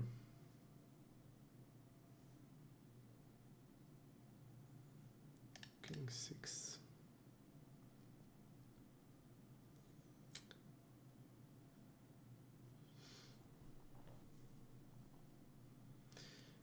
And this is also my lowest sample in this month that I played. The good news is we were actually in a downswing this when I started to play on Red Star, basically losing everything, all ins, and so this is actually now when I'm gonna heat up, it's gonna be really good, because like even I didn't play that much, I get to know the regs, how they play, and I'm gonna go with overbet here. So now when I get to know them a little better, the result's gonna be way better. Even with the shitty run, I think we will be able to crush them. They are a lot weaker than on stars. A lot weaker. Like top regs here and top regs and stars are uncomparable. But like you have such a weird players here, such a weird like this one. Like every day you're gonna find somebody like this, who you will just not be able to range very well. He's gonna do a bunch of weird stuff, cold calling 3-bets, and in many spots like calling range from small blind. You're gonna rarely see like a guy that play 2 tables and stars that's playing like this. And here like every day you have somebody like this guy.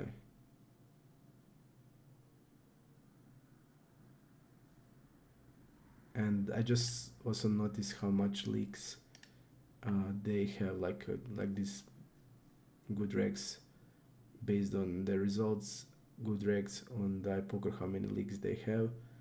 And for now they're just combating me by like calling me really loosely, and yep, I'm still bluffing all the bluffs that should be bluffed, because that's the way we play. But in many spots I over bluff, in some spots I under bluff, and when I get to know them better, I will know when to over bluff in which spots, and that's then when we also try to getting the hands, then it's gonna be really good. So it's gonna be interesting. You will see the journey, because basically I started. This is my old account, but they changed my nickname actually. So I only have like 2,000 hands on this nickname, 20,000 hands. I'm gonna go, even here the solver goes polar. in this situation, small blind versus big blind. So we're gonna also do it.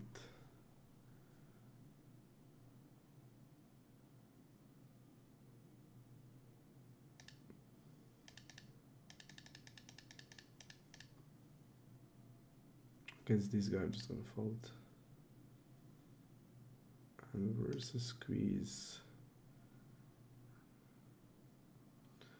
Jacks through ace king. We're gonna mix. We're gonna jam sometimes, call sometimes not. We're gonna call with ace king. We see that he has jacks in the range, so his range will probably be like a jacks through aces, ace king, bluffs like ace queen, and some like ace 10 suited, ace jack suited, ace queen suited. Ace king is calling the turn, the flop.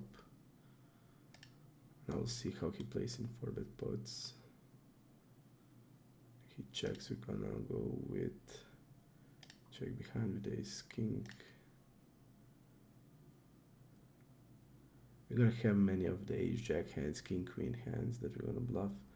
With ace king, we're just gonna go with a check.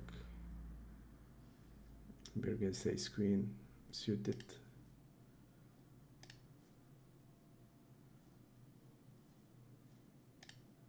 When he checks here the turn, I think he's gonna hit that 10 and play it passive because they are not betting that 10. So if he's gonna have king 10, he's just checking, or ace 10, he's just gonna check. Some of them bluff with here with the hands like ace queen on the turn, king queen. But generally, yeah, we're gonna float. We're gonna have ace 5 here. We're gonna have king jack suited, king queen suited. And I'm gonna bet all of this, and this combo of ace king, I'm gonna go with the check. And you see like the sizes that they're using.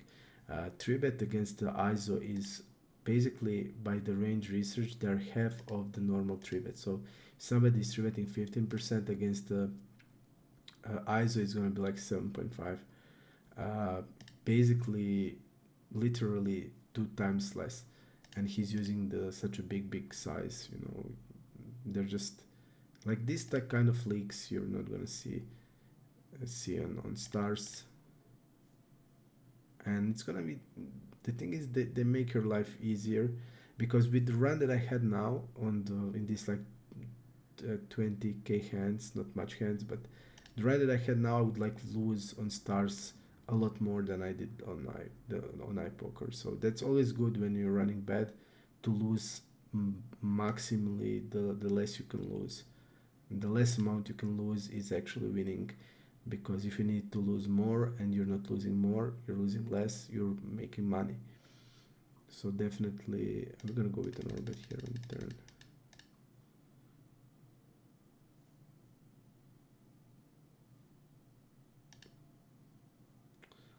This guy's folding. I think he will just fold like 3s, 4s immediately. Maybe we should just go with a normal size.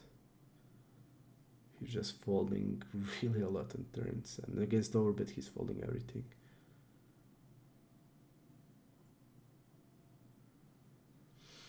But yeah.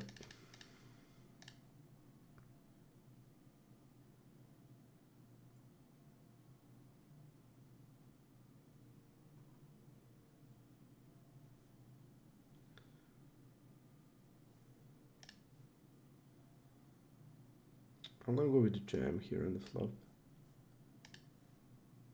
against him.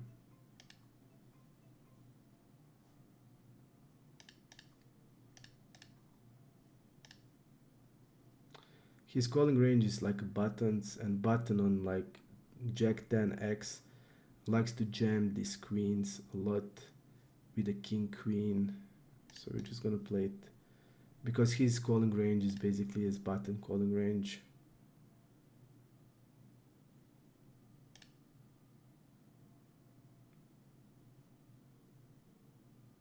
So we're gonna play like we are playing big blind versus button, and GTO is on that board. Basically 30% of range is just jamming, open jamming on the 4-10 jack.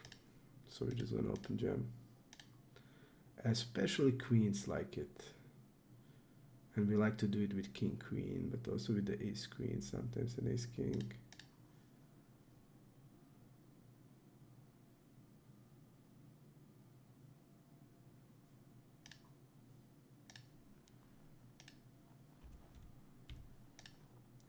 folder.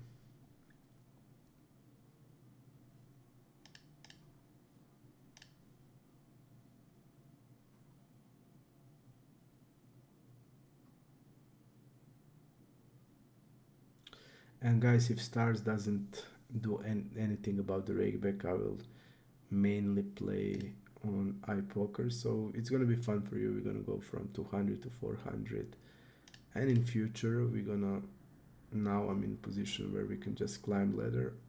So we're gonna now crush this limit, go to 400 and do it on 400 and go more on Ipoker, because if the stars doesn't change, they said, I mean, I had my people that are deep in it that said that the new rakeback system should be coming in now, based on their words in December.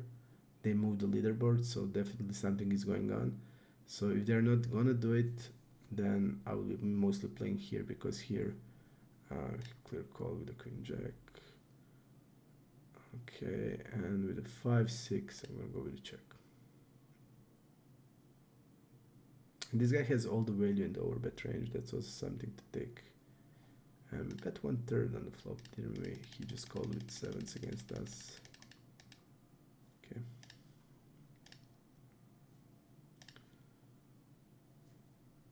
Let's go into the rear pop-up, choose the size of the pot small, and see his overbet. I think this guy will, let's see, we only have this showdown now. We're gonna go half.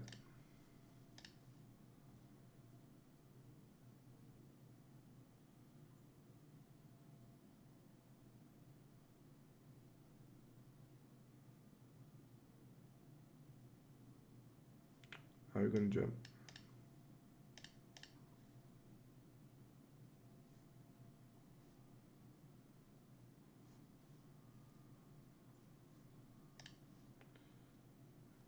So if they don't do it, because on the October they had everything prepared for the new rakeback system. Some guys actually did get notice. I was actually getting notice about that, and when I tried to post it on Discord, they said the link is invalid. So they did like change of heart in the time frame of 2 hours. They did pull that new rakeback system. So generally the stars have way better software. I have to be 100% here. The Ipoker software is not decent, but compared to stars, it's like third league, like Charlton Athletic compared to Manchester City. So uncomparable, way better software and stars. And I only play 4 tables, so I don't need to, that limit from of 4 tables to me doesn't mean anything. I'm mostly playing 4 tables, and yeah, the stars are just best. So if they give it, I'm gonna go to stars. If not, we're gonna go to see how I climb Ipoker. I did play on Ipoker, guys, for 6 long years. 6 or 7 years I played on Ipoker, and I did go through basically a lot of these players I know from then, and then I switched to stars and super sport. But definitely I played here a lot, and most of my volume is from Ipoker. And yep, so it's not, I mean, I can play here. It's not that terrible. It's like software is way better than the GG, for example. I couldn't play on GG. GG was such a shitty software. To me, it's like video game, and when I play poker, I want to be focused 100%, not in a game. To me, like, poker is battle. We are battling, not playing video game. So definitely I'm gonna go smaller because he's 78 blinds, so he's shorter. We're gonna definitely three bet. I'm gonna go with the check against him. He's calling three bet really wide, so he's gonna have all the ace 10 off, ace 9 off. So a lot of ace X he's gonna have in the range. So we're gonna definitely just play it passive against him.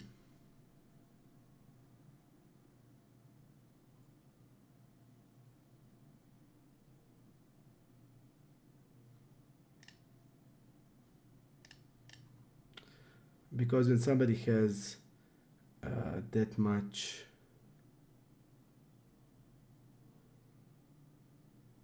I'm just thinking, do I want to block now? Actually we'll do it.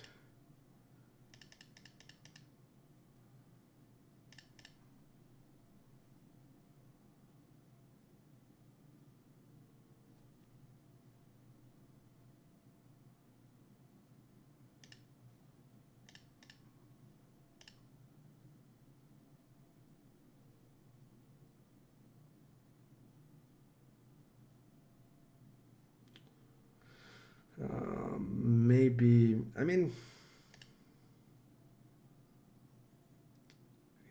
maybe the block is a bad idea here. I have to be honest now when I think about it. When he bets 20, he's polarized. He's saying I have ace or nothing. And when he check behind turn, they just don't check if he's gonna have ace. Pocket trees here, I'm gonna actually call. I just think we need to check the river because he's not betting like pocket eights or nines or pocket fives. This guy is not betting. Call here with trees on the flop.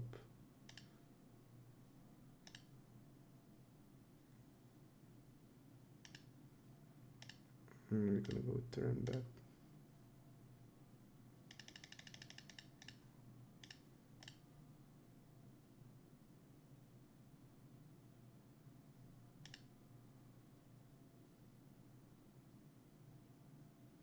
And I'm gonna bet here. This is his first check raise.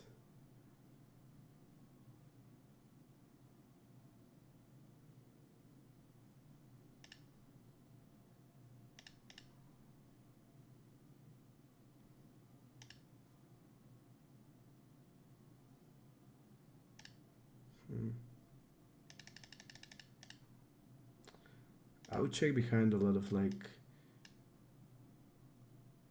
7 6s, but threes, I think betting them. And they're mostly fold pre, but against this guy we're gonna call. We are also deeper.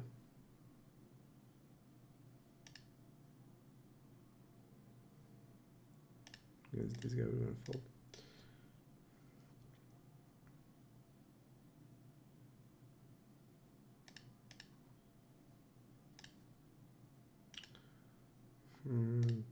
Really weird. How are we gonna have queens here in these positions? I mean, I'm never folding tens here. I would also check behind some tens, but like tens and jacks, like tens, jacks, and queens. If I'm betting, I'm going with it. There's no way I can fold them ever.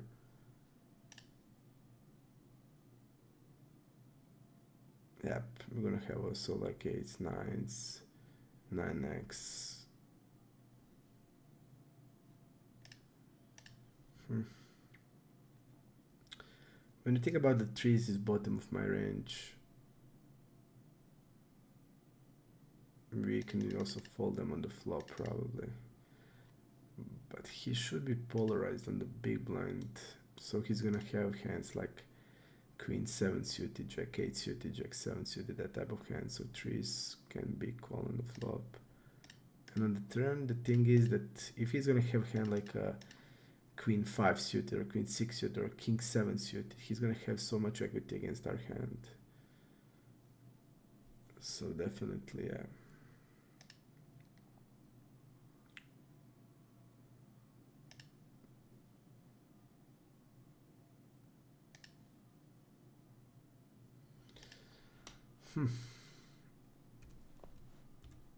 I don't mind the step, okay. We're gonna still have a lot of jacks, queens, even kings are calling sometimes. We're never folding those, so we just can't be exploited there with his check raise. Even his check raise, based on the MDA, is really strong. under bluffed, but yeah, we're never folding no matter what. We're never folding a hand that is always a call in the GTO world. And like,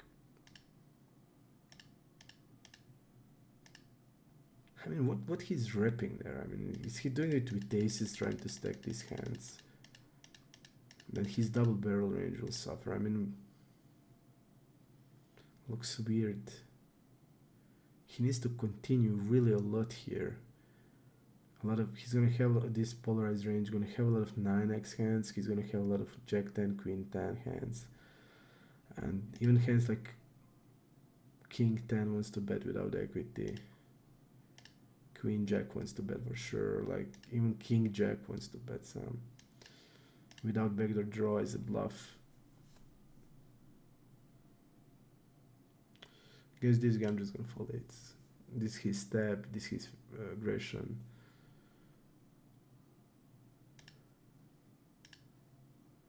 I mean, you're never gonna find a reg on stars like this. Stars like a bunch of these regs are just, look at this 30 aggression. If you like fold every bluff catcher on the river against them, you're gonna crush them. That's the saddest part of it. And I'm gonna fold there and poker deuces. We can also check raise it sometimes.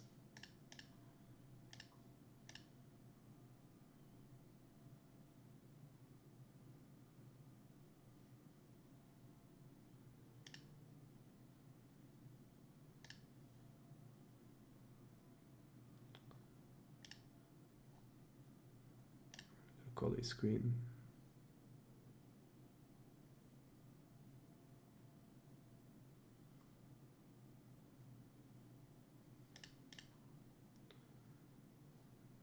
Here he needs to have a lot of betting range out of position even against two regs because the board is really favorable for him. And you see, like, this will never ever happen on stars ever. Like, his range is worst out of all. I'm gonna go with raise.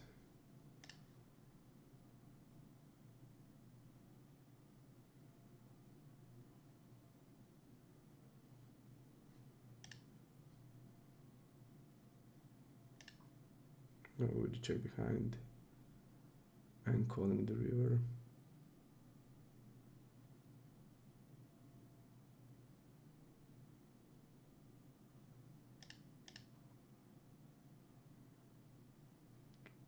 I'm gonna actually now just jam.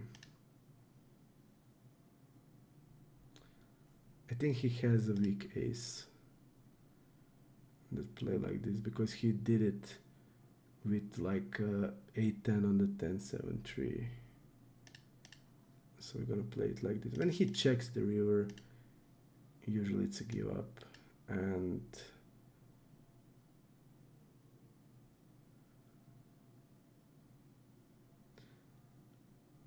I mean, it's unexplainable why he's doing it, but he does it. He did it with the 8-10, exactly the same size he used. And I remember that hand, and then played passive on the river. If he's bluffing, he would bluff the river in this line when I check behind. So he's gonna have here, I don't know, for whatever reason, hand like ace-10 probably, and hand like 9-10. But even 9-10, I mean, can just bluff river.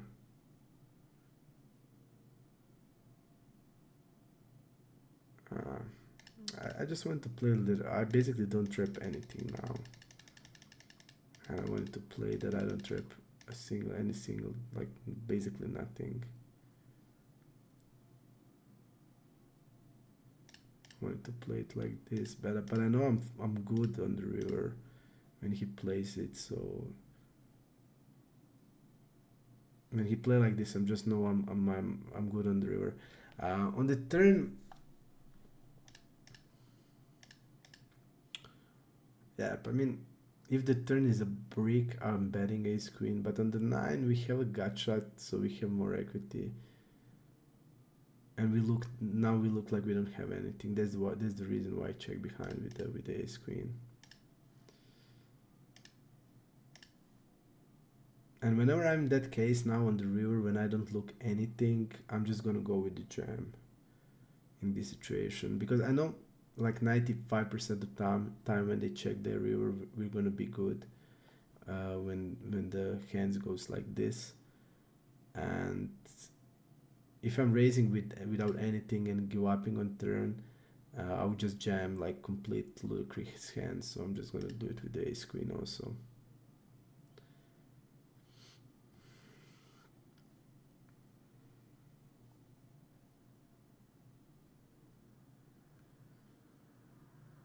And he's just bad. He's like donking in a spot he should never be donking. He has by far the weakest range. That's the reason why we're raising ace queen.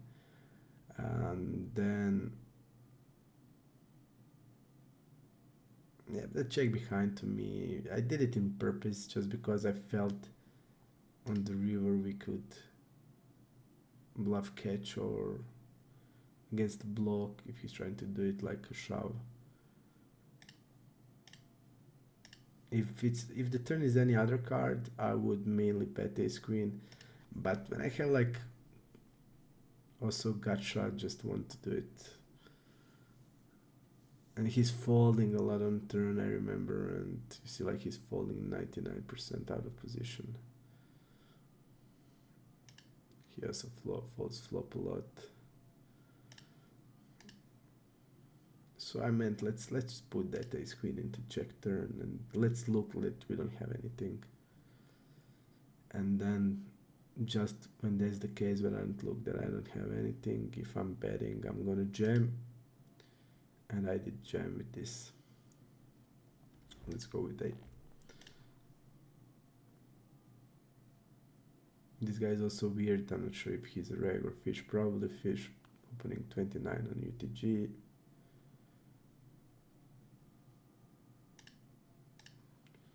I'm gonna go bigger size on 389.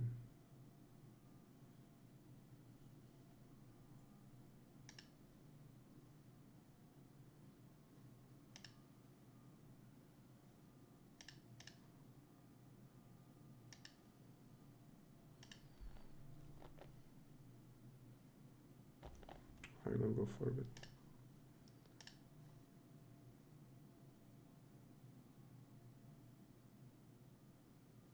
And fold to shove. Small one versus cut of 13% versus early middle 5. So against the cutoff, he's gonna have ace 10 off in the range. This guy bets range on most of the flops also. We're gonna go small. I'm gonna go like this, 1/5.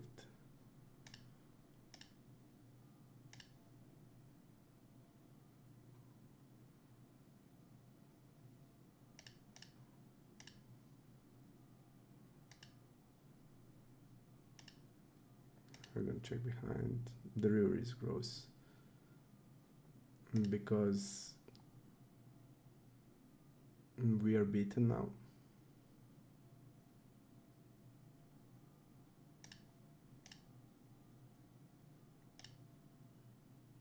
We can also bet on the turn.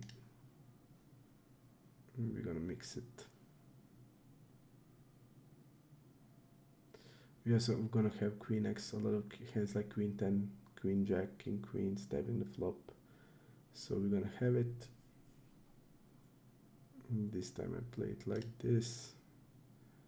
And it was a mistake actually. His check call range is on the weaker side, because he's basically c-betting everything.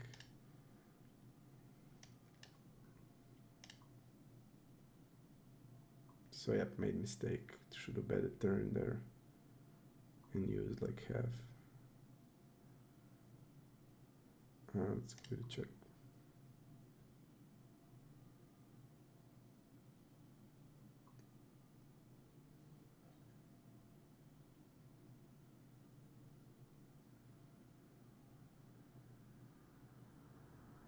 We want to go with the check raise. Blocking Jack 10, that's not great.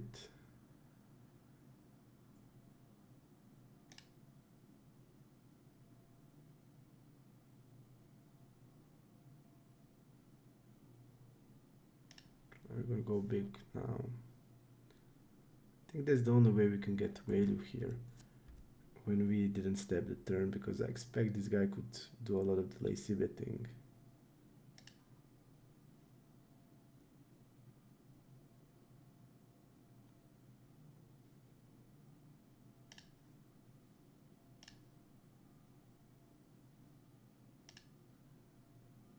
His delay c-bet is 56%. So I did expect to see a delay there. And I think he is checking range. This is actually a multi-way pop-up and he is betting out of position. So this is a situation when he has a player in position in a multi-way, and that's the spot in many boards you're having a check range and the guy is betting 55%. So yeah, I think if I looked to that pop-up, this guy would bet with the fish a lot on the flop. So I don't expect now, even he's using a lot of delay bets here, he wouldn't use it because he would have a lot of betting range. Even the monotone board is check range in a multi-way spot. I think this guy is just betting it. Okay, against the big blind versus cutoff, we're gonna start with betting ace-5, falling to c-bet 52%. To small size, he also folds a lot. Ace is pretty good for us. We're gonna bet a lot of ace-jack, ace-queen, ace-king. So we have a two-street hand now. We want to see, are we over bluffing here? Is he gonna call the turn a lot? Or are we just gonna put it in check? Because here we're gonna still have like a king 10 hand and pocket queens. Unfortunately, on the river, it's check behind. And if this guy bets, it's possible we can also fold it. Because I don't think he's just gonna bluff hand like a 7-8 here. He had 6-9, didn't bluff. Okay. Calling queen 8. And 9% against us 14, so way lower than the GTO.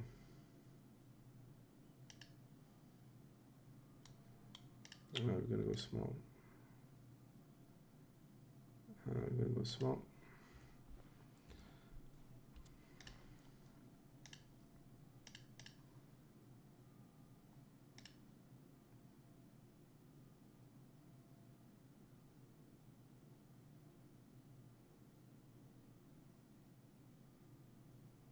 Check is also okay.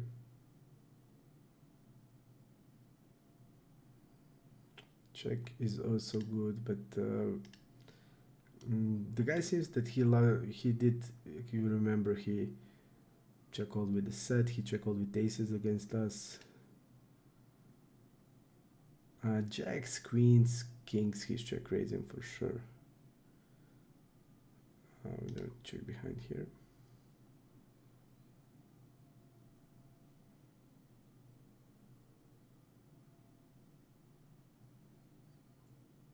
Nines, 10x.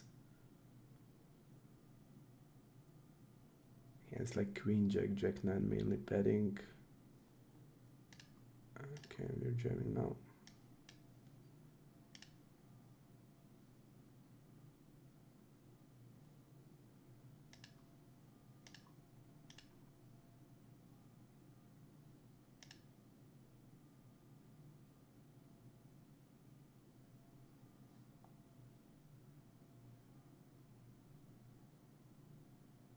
And this is double barrel range.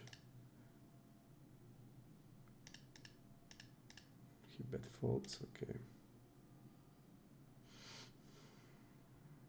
This guy double barrel range, 0 bluffs. This is double barrel range. Or bet.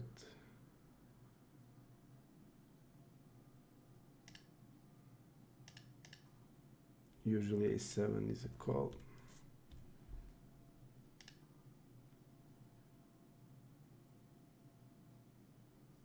We're mixing 4-bet and a call against him. We're gonna go with 4-bet.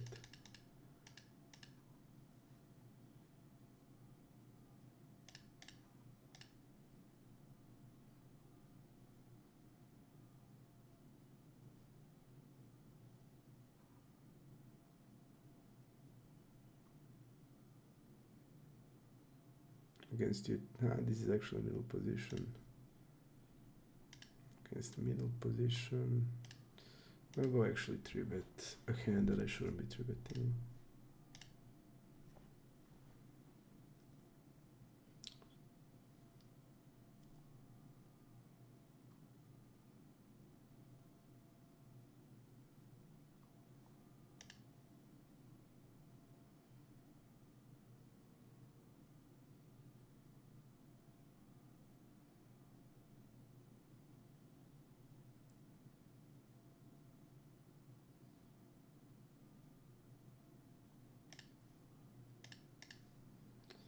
Ace-8, we're gonna play.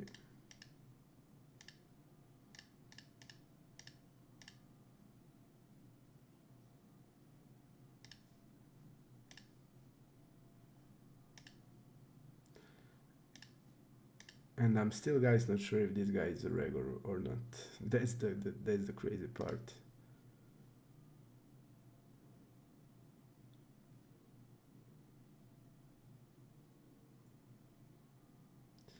And I think just in my mind that block on the river doesn't have sense. We should just check the river and let him check 9 high in position. So made mistake. I tried to like induce with that block that I look like, I don't know, pocket jack screens. But the thing is, he didn't ever raised on the river against the bet. And generally now he feels a lot more passive. I mean, weird, just 25 aggression on flop, 47 on turn when was off flop 36. Yeah, just looks really strange. I just don't know what to think. Let's see how this hand played out. Okay, 3-bet pot. So this guy just called him off. Yeah, it just looks weird, you know. It looks super weird. You don't know if he's really weird player.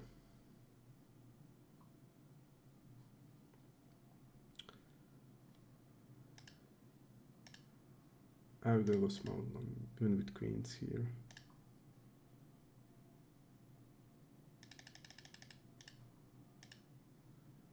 And now we're gonna go double barrel on turn.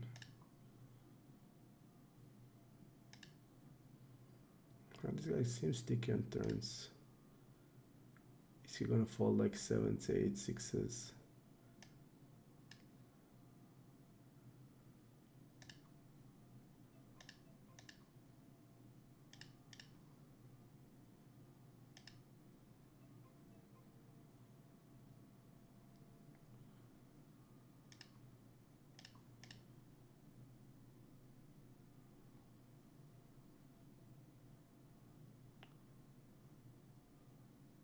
But he has like 8s.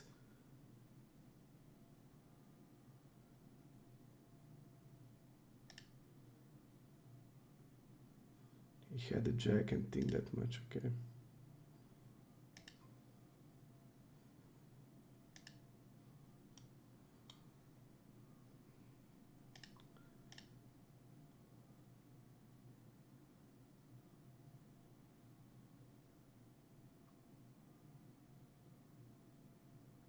This is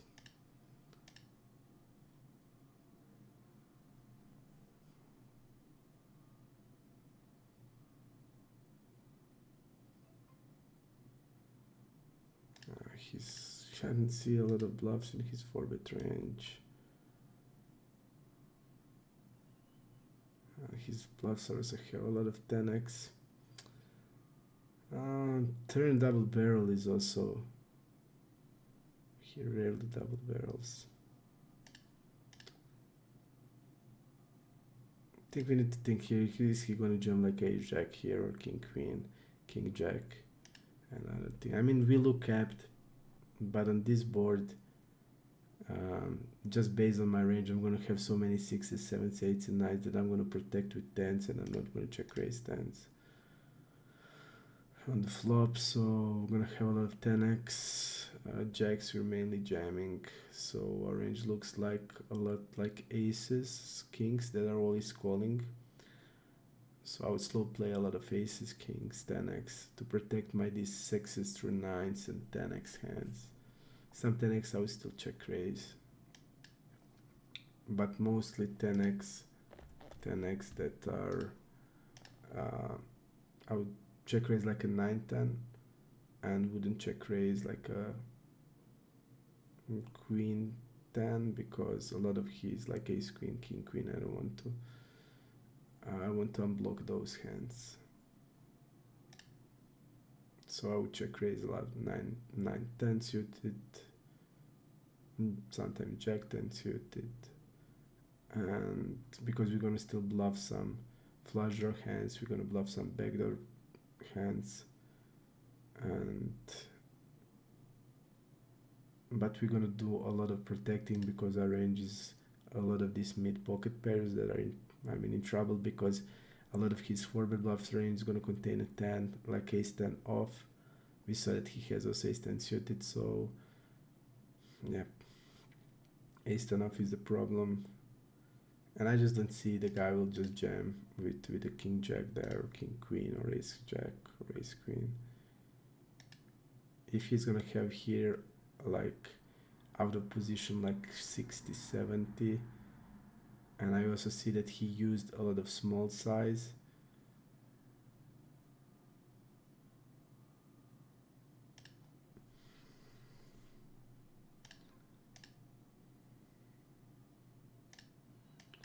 I saw that he used a lot of small size on turn.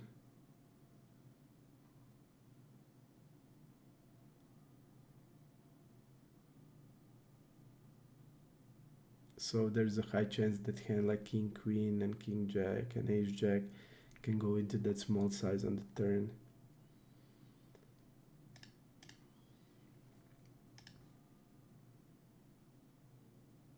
The thing is that we need to call 8 sometimes. That's the key point here. We need to call it, and I need to just think against this guy, do I want to call it or not?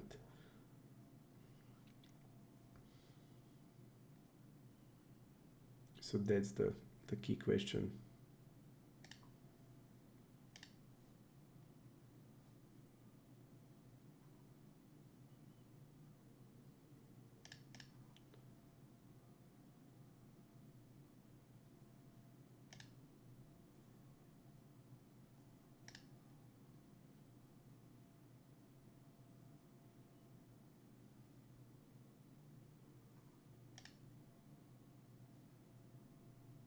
The guy uses the strange sizing, so that's the thing. He uses strange. He's just such a strange in every aspect.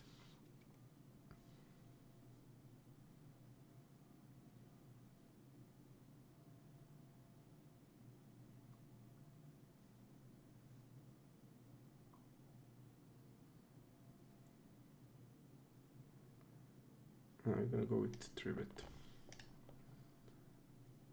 It's against middle position, but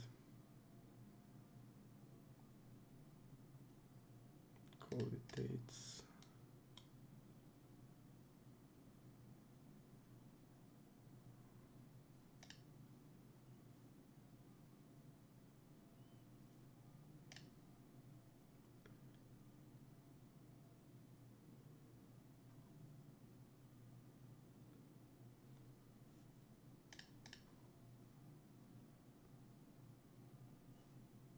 Five, 6 suited, 5-6 suited, we're 3-betting.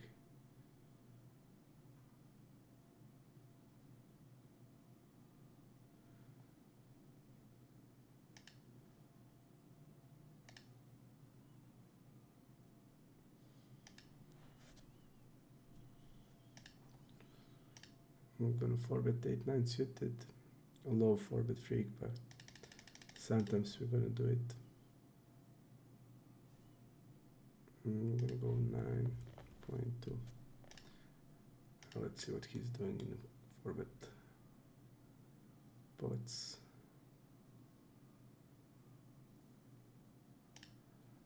I'm gonna bet turn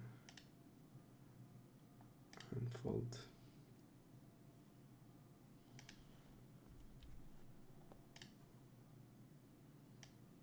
We're still losing against tens and jacks.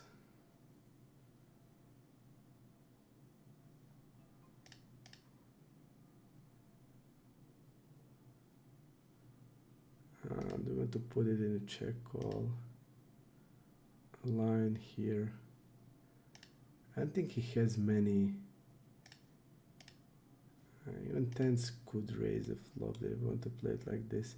I don't think he has like a hands that can call us here. I don't think he has sevens, for example, or 6x or 9x. So I'm just gonna put it in a check call because he can still call with hand like a queen 10 of diamonds, queen jack. And he had pocket fives, which is really unfortunate. His 3-bet range is 8% and he has pocket fives. Whew. Generally, I'm not afraid of tens and jacks because usually they just raise it. I'm just getting what I'm getting really from the thing is on the. And I think he folds ace queen on the turn. So he's like, what if he's not gonna have 5 and 7? What can he bluff catch me with? And also, I don't see many 9x hands that he's gonna have. We have 8-9 suited, so like maybe 6-7 suited is a possibility, but also a long shot. His 3-bet was really low and fold to 4-bet was really high, so unfortunately I put it like this. He's still gonna have aces in range, but like I said, these guys can just raise with aces. They're fast playing, so he can just shove turn with like aces, and I don't think he traps with kings that he should. So I know my hand is good on the river most of the time, so I'm just thinking, okay, what I'm just thinking what if he's not gonna have these hands, I'm not gonna get called, and maybe it's better to put it in check range. That was my thinking. If I knew like it's a possibility he's gonna have hands like that, yeah. We again did lose value. I'm gonna go small here with a6 and fold river. This was unfortunate. If the stats are like more normal, not red, like gray, then I know he can easily have these hands, and then I would be jamming.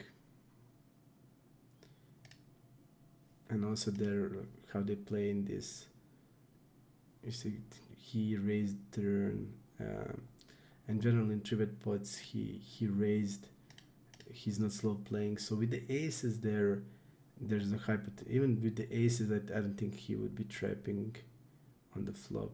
On the flush draw, that's the case. He's playing that in the 3-bet pots, like he immediately raised me with a 2-pair on a dry board. So here with the aces on this flush draw board, I just feel he would raise. Like tens and jacks, they just raise immediately. They don't care what the flop is. They don't care how hits their range. If he's having overpair against my 1/5, he's just gonna raise or jam, mostly jam with these hands like tens and jacks. This is what they're doing most of the times that I saw, and yeah.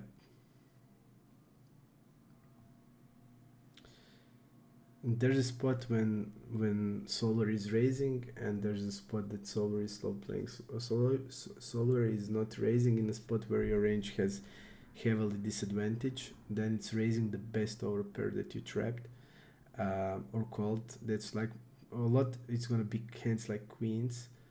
You're gonna also have hands like kings and aces that are trapping in blind versus blind spots where you call 4-bet.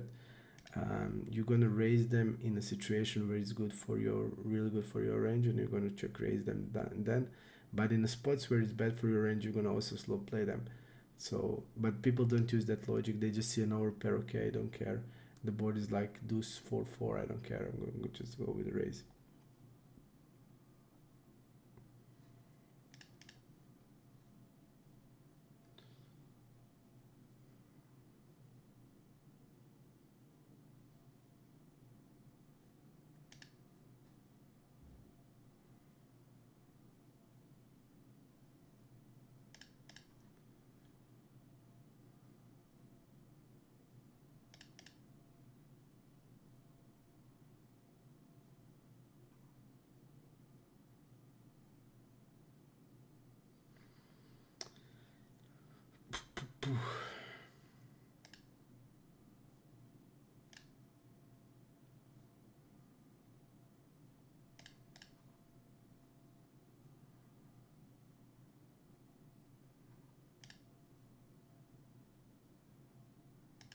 We're gonna call here. His range is really narrow, and usually against this range, it's actually good to call these hands, because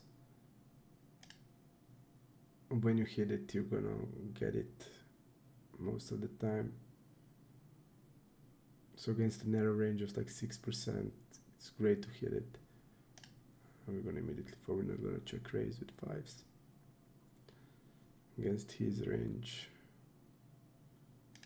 The thing is that this guy also really tanked with the jack 10 there.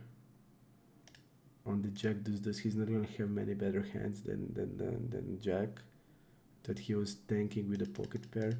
So that's indication this guy would fold a pair on the river, like an under pair to a jack.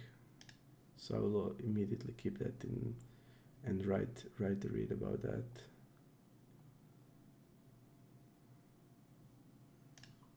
We're gonna mix with bet and check call and check raise. In all lines, it's gonna go this time. Because the board is 3-5-8 and our range is a lot of linear, I'm gonna just put it in a check call, where I would check call aces a lot and kings.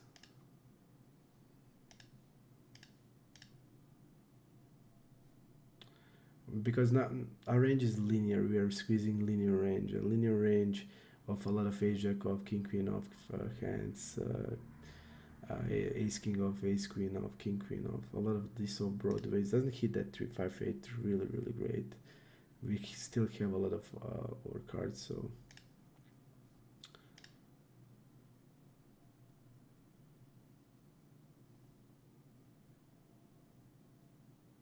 we need to have checking range on this type of low boards. Queen 10, he didn't continue on turn. Okay, so you just need to think how our range hits which board. That's the key.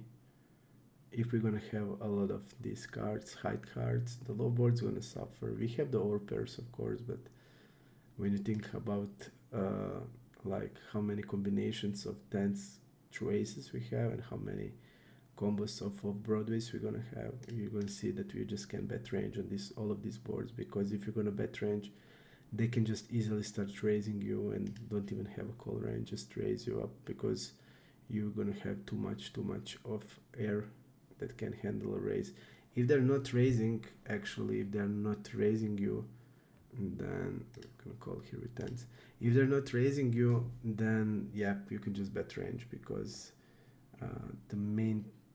if you know they're not gonna have raising range in position, you just bet range and you're gonna be good.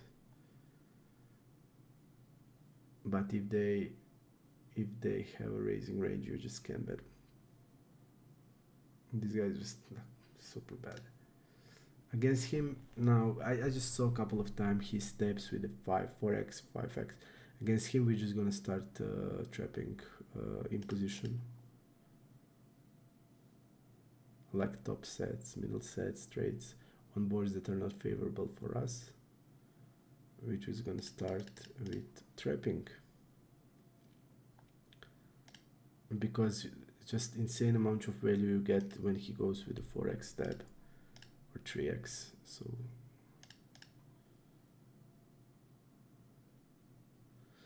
we're gonna go with the check call on the 4, 6, 7 with ace king, and now we're just gonna go with this bet.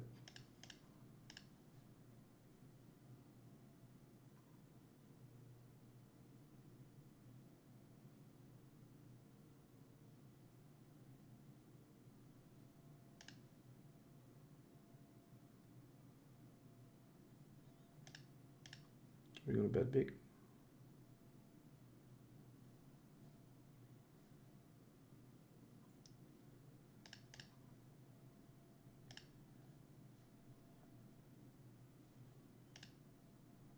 And this guy folds a river insane amount of time. Look at this.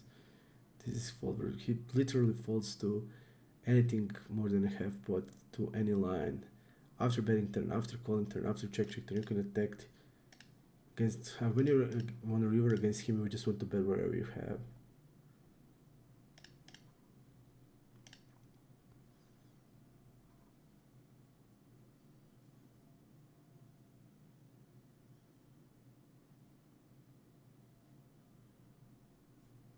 Whatever we have.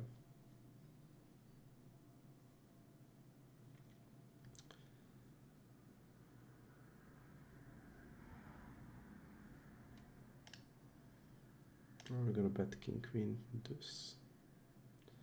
Folds 56. This guy will fold immediately. Pairs, pocket pairs under a queen, like sevens, fours, check raises, 5-6 where can do nothing. Ace jack, okay. Ace jack we're gonna call. We're gonna do call. He's 3-betting in position is not that much. Ace jack suited. Ace jack suited can play it multi-way. We're not gonna forward bluff it. 20.5, we're gonna go here. This guy called 3-bet. We're gonna go small here.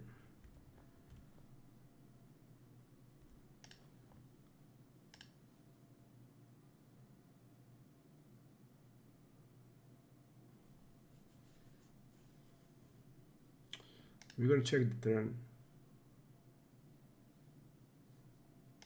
He should be folding tens, but I don't think this guy is doing it.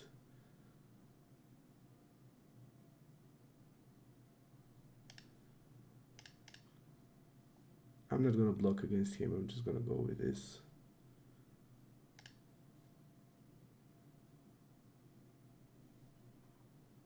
Jack 10, okay.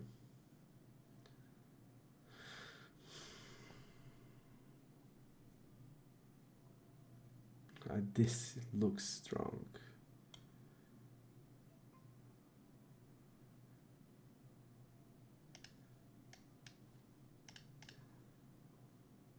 And guys,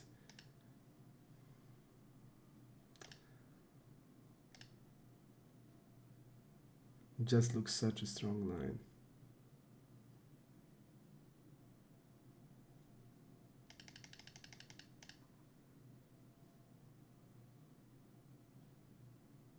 I'm gonna go with the fold on the turn. Call 4. We're gonna call 9-10. A really strong line for a player of 25-19. Calls a 3-bet. He would need to turn like pocket sevens with a diamond into check raise bluff here. I don't think he's doing that. But his check raise, like, yeah.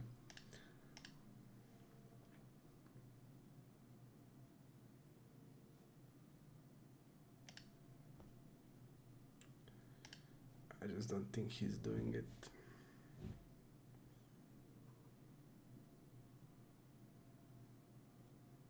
Looks needy, folds like really passive.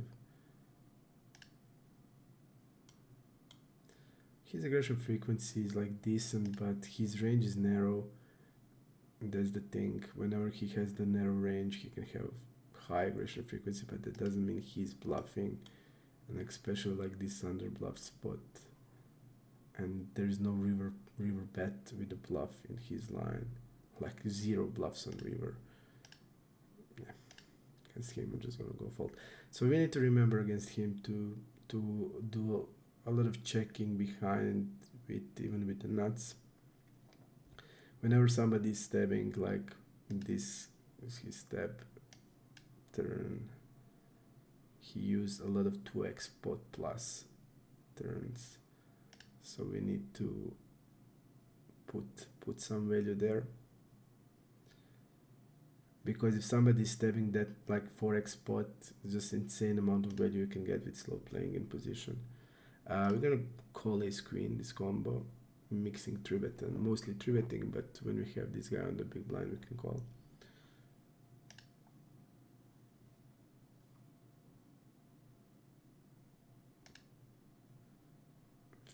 %, out of position, okay.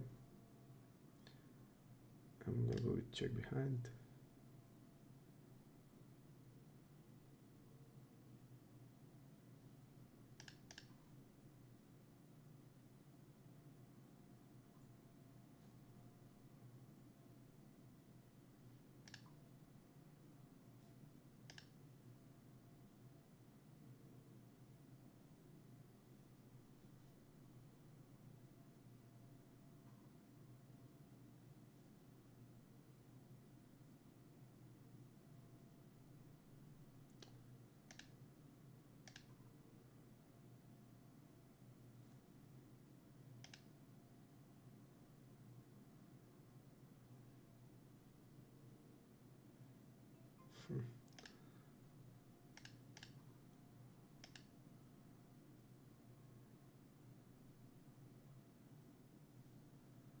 Pot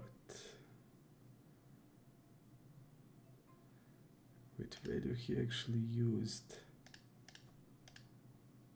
I mean, it's not bad call here. We run into 2 pair, okay. He ran into the 2 pair here. He had it. I'm gonna go 1/3.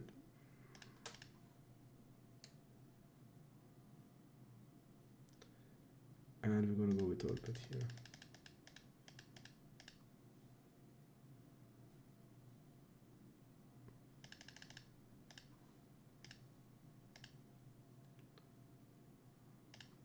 Normal size here.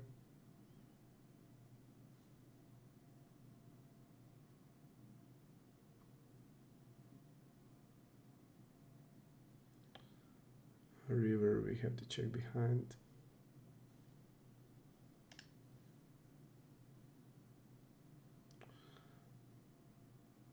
We have to check behind here. Jack 8.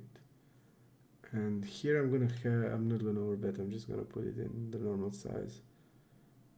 We have sets, we have king, queen a lot on this line, so I'm just gonna put in the normal size, that we don't need to overbet always.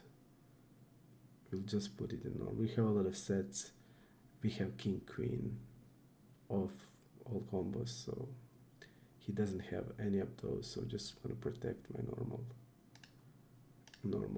range. Not gonna overbet.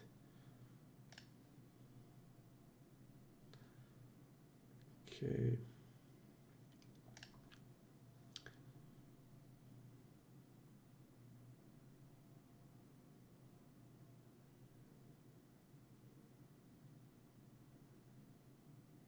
Now let's see what happened with tens.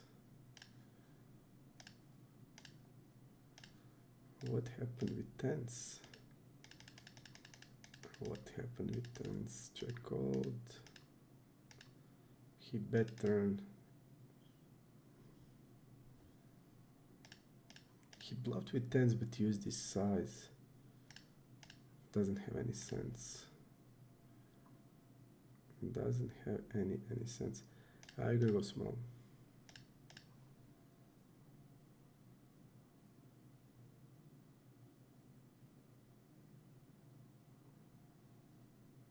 This his small blind calling range. Suited aces as pair. He's gonna hit small blind poorly, and big blind's having wide range where we can attack.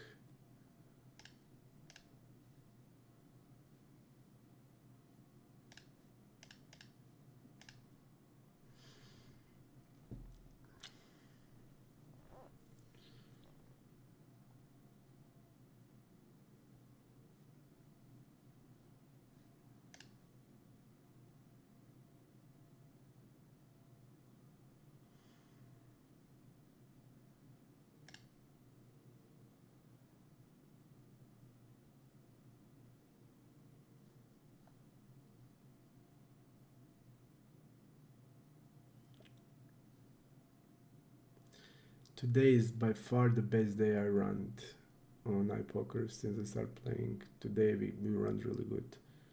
All the rest days were catastrophical run, but today was really good. And I have a much better feeling about them now. So it will come around pretty quickly. I'm pretty sure of that. I also did feel really good even in bad sessions. I think I played really good, so that's most important. Everything else will come around. Let's go with the check on the 4-5.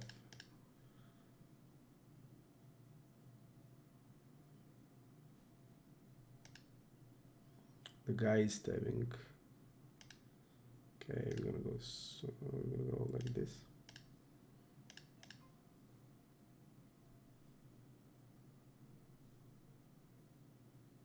I think he has like 6s, 7s, 8s, 9s checking behind ever.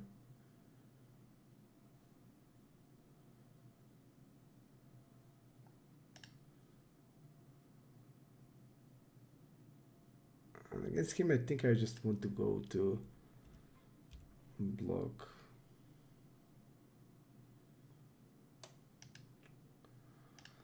Or we can just check fold.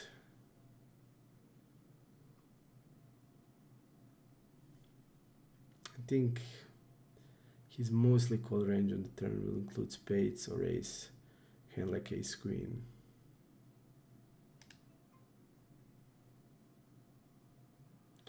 I'm just gonna go fold.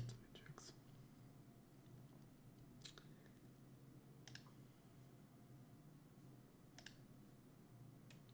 If we played it the right way, I just remember that he is stabbing a lot, so check raising. I was a little greedy. I wanted to check raise immediately, but yeah, getting punished. So if we bet flop with a bigger size like we should and bet turn, we could get him rid of it, and we would actually won the hand. But play like this, we lost it. Still fine with it, but okay. But yeah, we were a little greedy. Yep.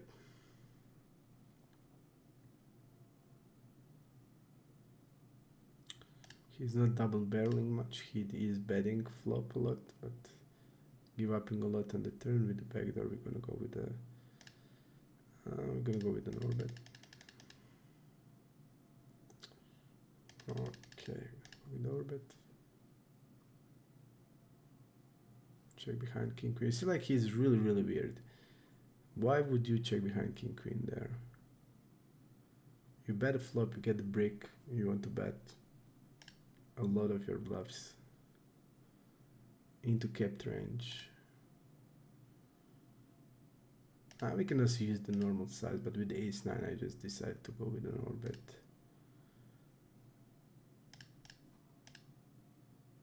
He's betting everything on the flop, so we want to fold out the pair, pocket pairs, 8x.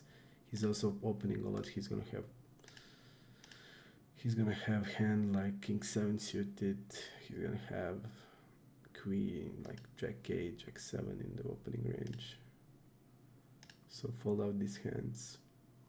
I think we can just maybe get the same effect with the normal size, because the guy's falling on river, like you see, like basically everything. So I don't need to overbet. I can just bet normal size it and get it done, I think. Okay, we're gonna go 1/3, 665.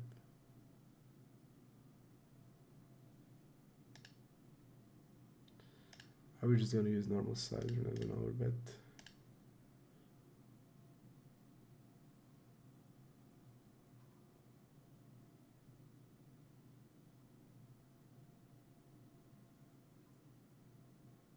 And again on the river, we're just gonna go normal size.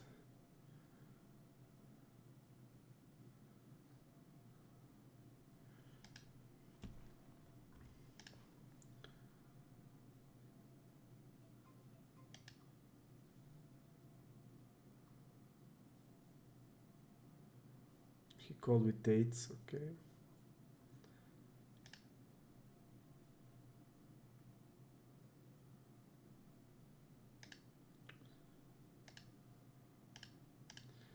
We are always protecting our normal size. That's something that they are not doing. I see most of them just having an orbit size and put all the value there, and you will see what then will happen. I can easily then start attacking the normal size when I see like especially high bet fold in the normal size and low bet fold in the orbit size. That means all values in the orbit, and we can attack in good spots their normal size heavily with jamming, bluff raising, and that's why I'm always thinking how my range looks like and which I want to protect there. So here I think against this guy I just want to bet my basically my every jack X that I have. I would even bet hands like 9s and 10s and 8s against him. So because I know I'm gonna be he's capped when he calls this flop, and yeah, okay, maybe 8s are a little thin. I would bet it still. I would still bet it, just because I know I'm getting called by any 5 and any pair. So 8s, basically I would bet also 8s.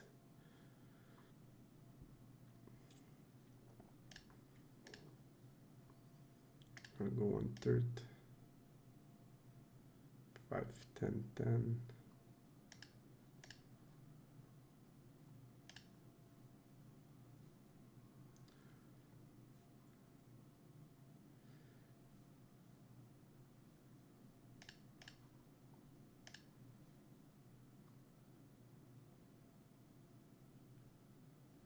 I want to have a lot of orbit range immediately on the flop.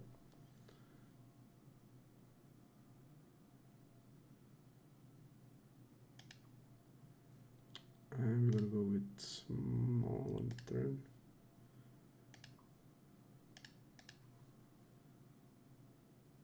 And I'm gonna actually block the river.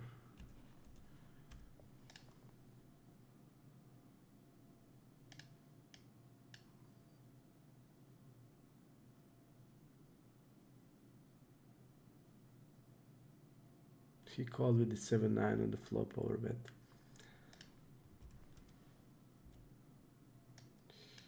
I'll go 7.5. We're gonna go like this, 2/3 on the turn.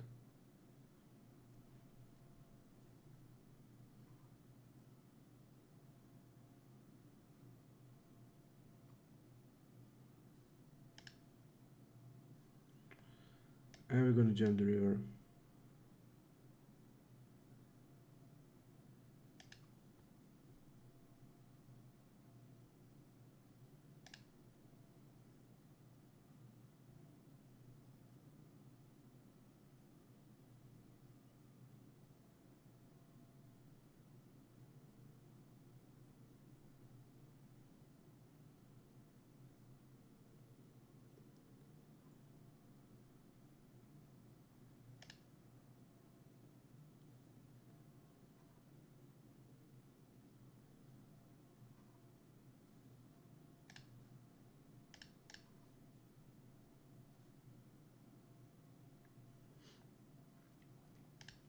So he immediately called flop, which is clear fold on the flop. On the turn also. I mean, on the turn he has a flush draw, but not in the great shape. That's why the orbit on the flop is so good. You see, like, he defends 7-9 there. Immediately against an orbit. So he's immediately doing a mistake, big mistake. Yeah, that's why the orbit is good. The guy is just bad. I mean, this guy on stars would lose like 30 BBs. And I think here he's maybe even winning or break evening, something like that. Okay, against him I would actually call his king suited. Falls to 3 bet 62% and really nice hand to trap. To have it sometimes in the range. Usually not calling ace king, but sometimes against this guy I will actually. Check behind with ace king.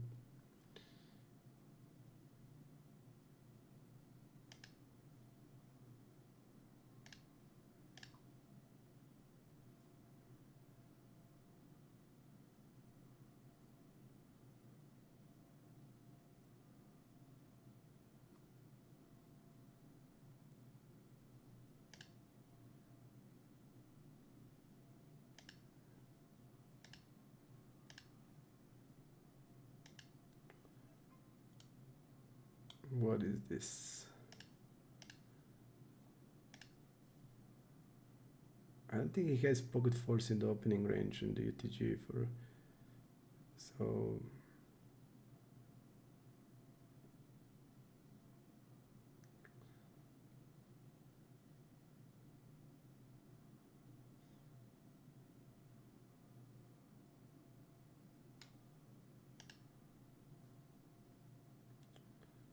I mean he can go like this with basically any 10 or 9.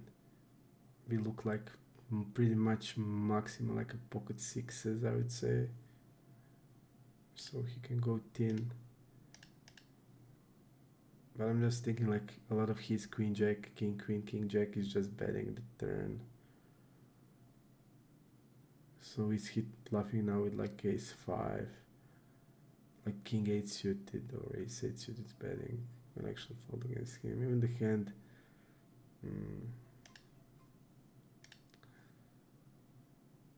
I mean, he can go thin. We look like, I mean, he can bet basically 7 like this without any problem. But they don't usually do it. We look super capped. That's twice check behind. The thing is that he's just like opening 10% in UTG. Like what he's bluffing from that range. He has like pairs from 5s through the, actually it's middle position. Because this guy wasn't there, so it's 16%. So is he bluffing like a king 8 now? So what can he bluff like ace 6 is probably also betting turn ace 8. Like king jack, queen jack on the turn after our check, I think he would delay it for sure.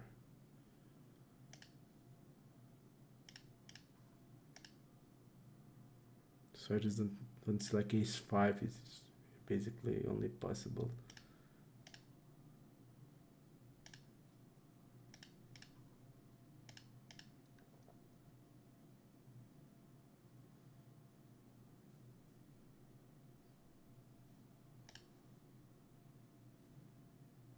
Basically, yeah.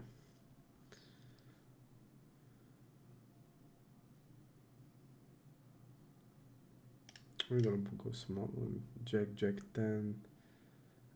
We gonna go.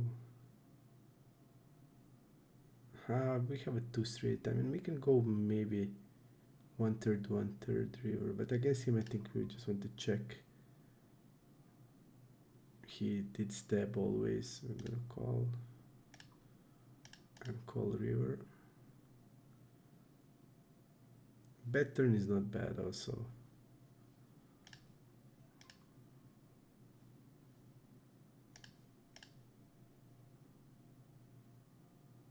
bluff with the 6-9. Okay. It's not bad also spot to block turn if you think he will understab, but if the guy did stab every time till now in position, so our hand is also fine like this.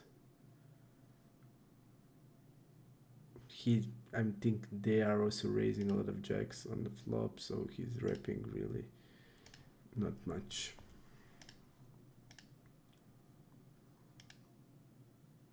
Check. Again, call of the 3-bet with the range. We're just gonna check because the range will be unfamiliar. It can be like deuces, 3s, 4s, 6s, can be everything.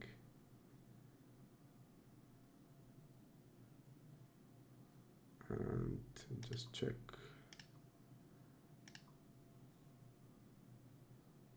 Ace-3 suited, okay.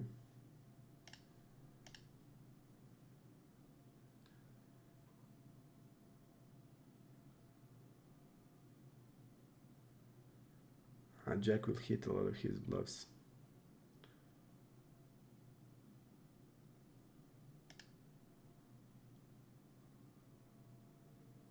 This guy is actually bluffing a lot.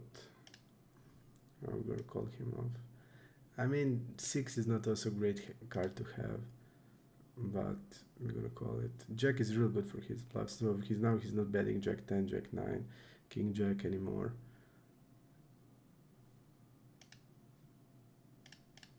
So it's not gonna be easy to find bluffs 9, 10, go there. We're blocking hands like 5, 6 now, and 6, 9. So Queen 6 is. There would be better hands than Queen 6 for sure.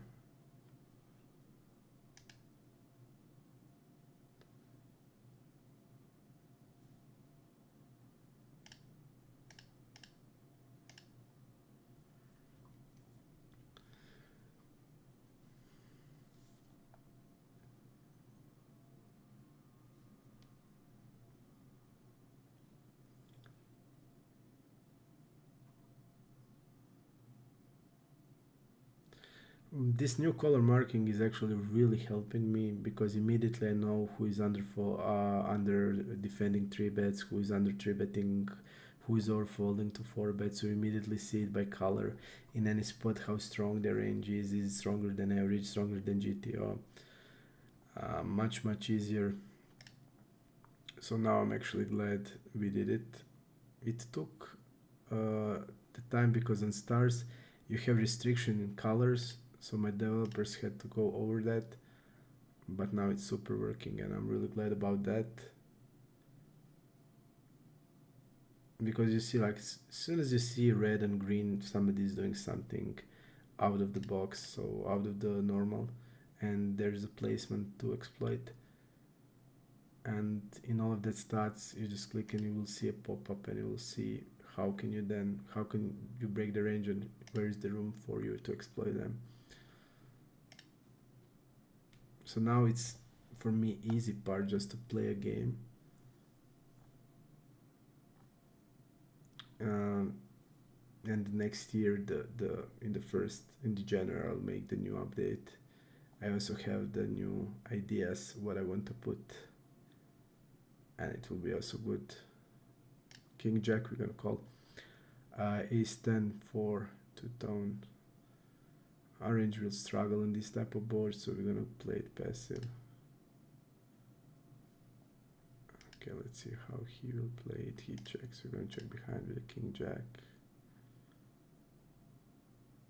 I'm gonna check behind river.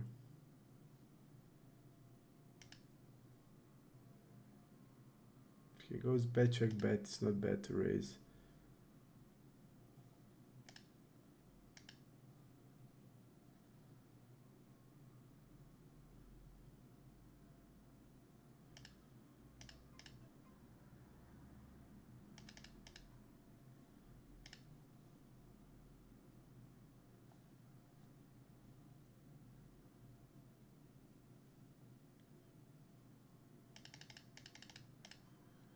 Let's immediately go into the button versus small blind pop-up to see the range and how they play.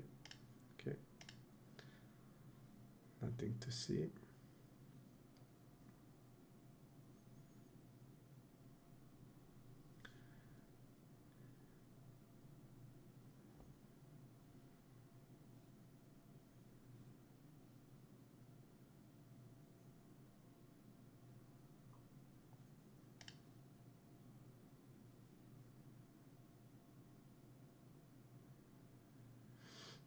Pocket jacks against, let's see the hand.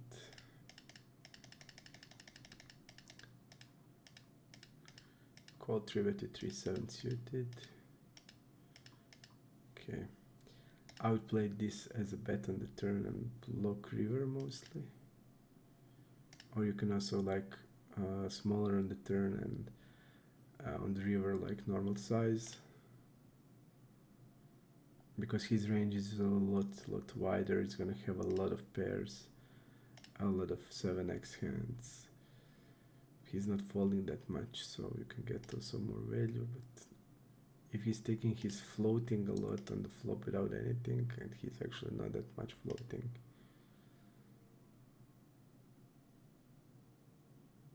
So he wouldn't call like a king queen there.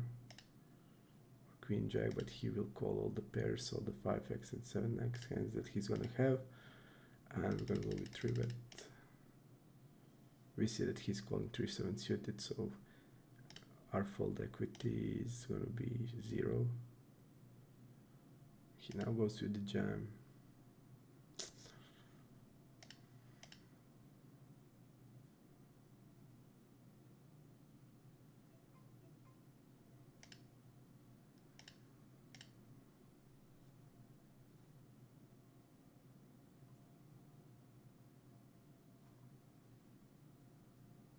We're gonna go 10 again.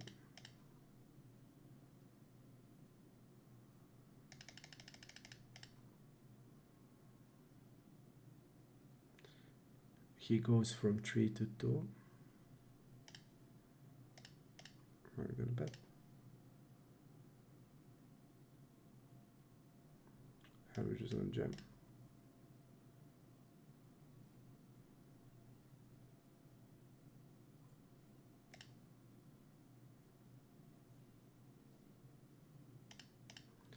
He's raising a king XX board with such wide range, so he's doing something he shouldn't be doing, so we'll immediately go in punish mode and jam.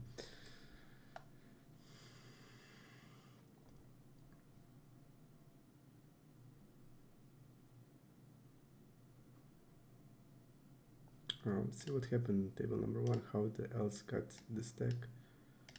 Oh, he had the open, he had the top pair plus, he calls 3-bet, he now calls 4-bet, dog flop, okay.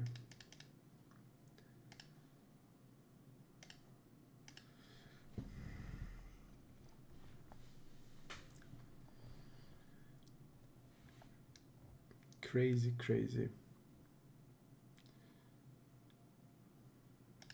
You see, that's the difference. This kind of players you will not see a lot on stars like this. Here a fish is different. On stars, fish is really passive, and here is like crazy, going also really aggressive, really without sense. On passive, if you have guy like 29-10, he would never call 3-bet with ace queen, not with this call 4-bet, so actually.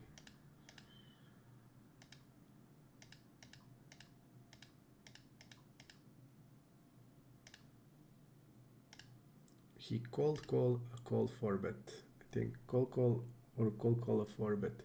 Call a 3-bet and call a 4-bet from the PFR, yeah.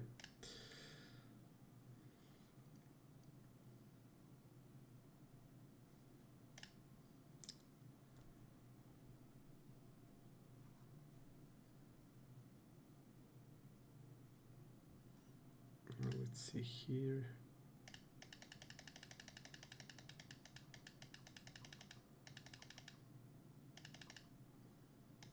Okay. Here are bets.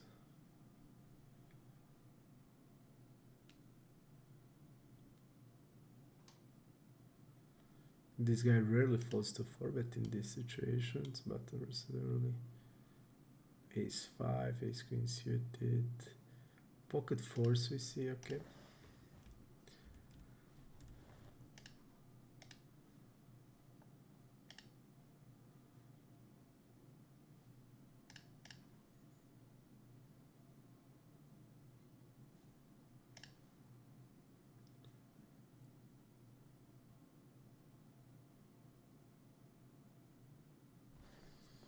No action with this.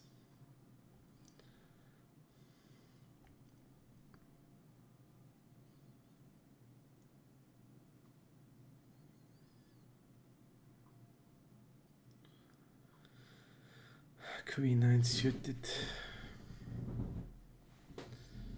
We're gonna 3-bet. Ace 8 fold, okay. Let's see how he plays deep. Call 3-bet, button versus big blind. Let's see. He called with the king 10 suited, okay. Queen 9. We're gonna bet the flop. Let's see, button versus big blind.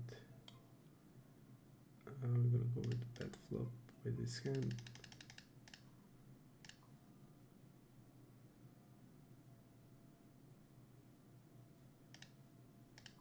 Ace jack suited. He's tight. He opens like 16% from middle position.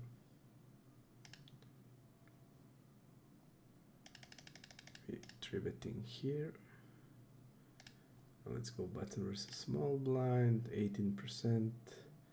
We see ace 10 off, call 3-bet, okay. 6-8 suited, so he's gonna be a little wider. Okay.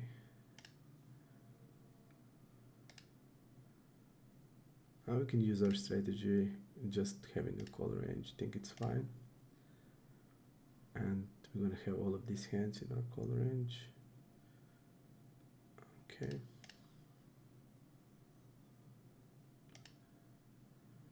Call 4-bets, ace queen jacks, okay.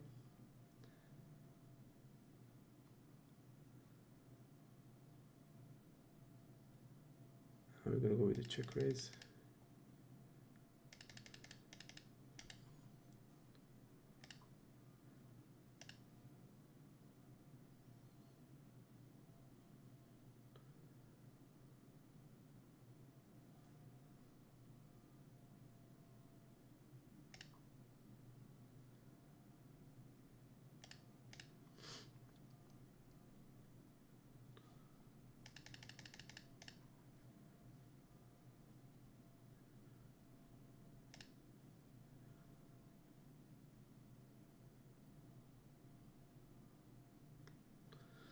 And we're jamming, guys. It's thin, but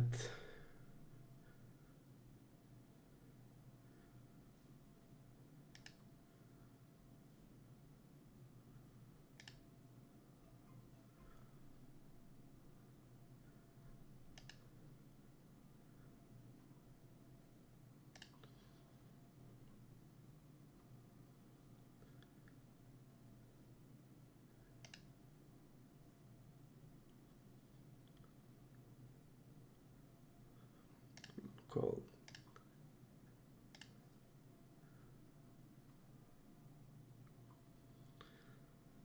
We'll protect our range here only with calling. Having an ace of clubs also.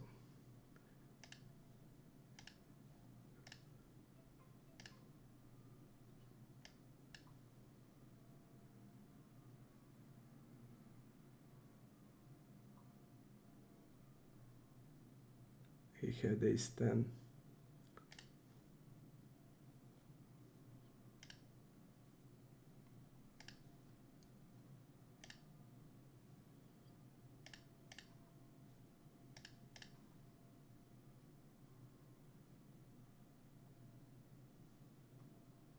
So nice put.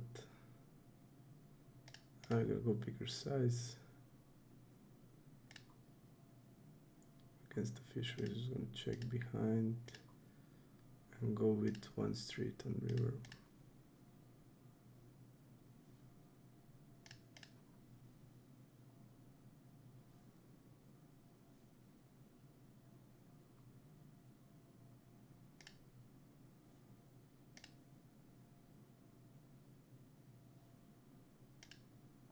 Let me just see how he used like ace-10 off here.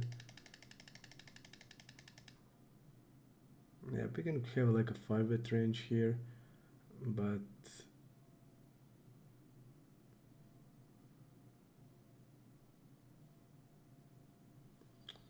yeah, he's in the all-in, so.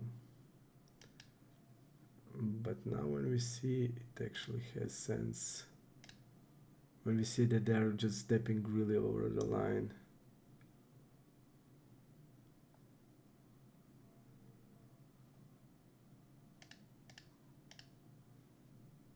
They are really stepping over the line. Yep, now actually we're gonna start, when I see like ace-10 and stuff like that, we're just gonna have like a min 5-bet range, min size. So we're gonna go like 58. Let's see. Let me find the hand.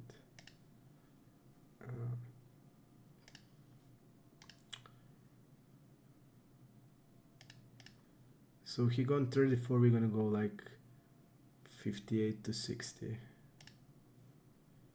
Just because they are stepping over line.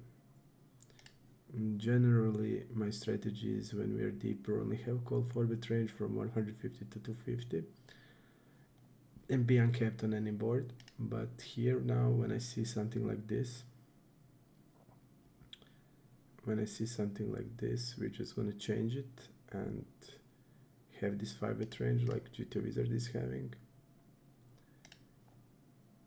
Generally, if you play this strategy where you are just having a call 4-bet range, because when somebody is 4-betting you deeper, basically he's more polarized, that then it's much easier for you to have only one option, only call, and play uncapped range into polarized range.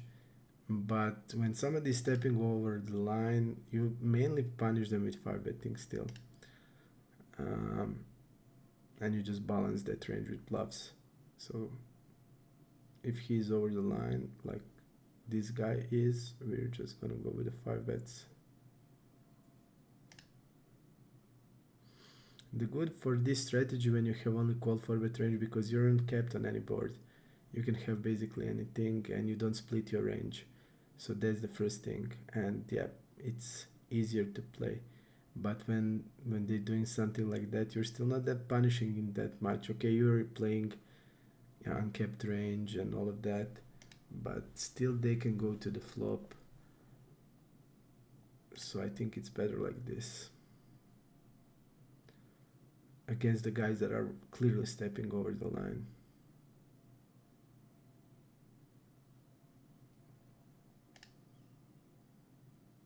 And ace-10 4-betting UTG against the small blind is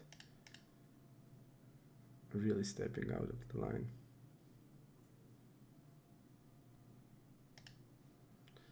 Are we gonna go small? I'm gonna go 3.4.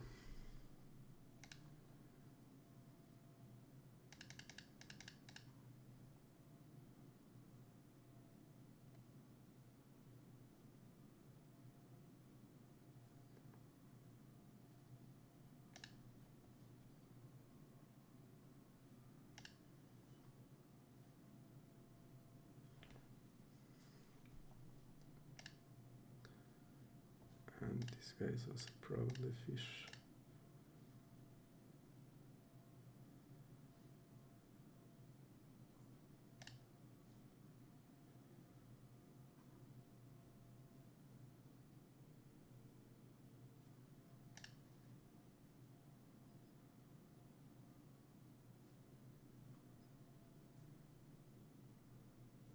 King 10, we're gonna open.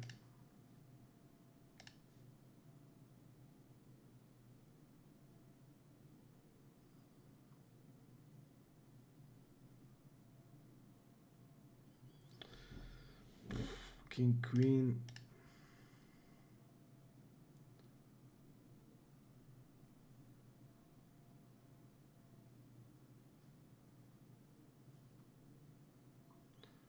We're gonna do a lot of checking on 5, 6, 7. With the king queen, I'm gonna go with check behind also the turn.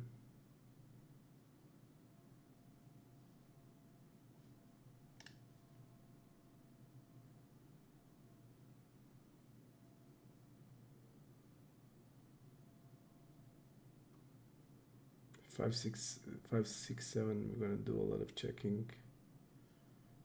I'm gonna check aces always on that board.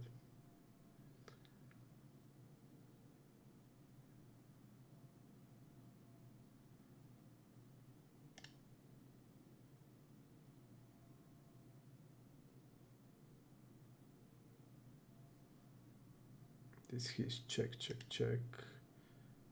So when it's double checked, he never bet in that line, and I'm just gonna fold.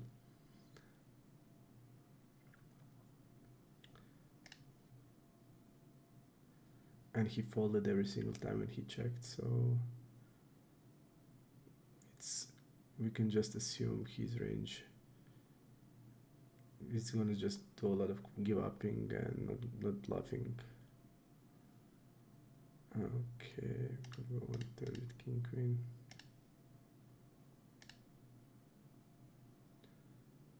Even the hand is also good as a check behind.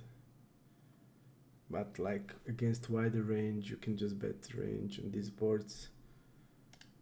And I think the guy has pretty wide range there.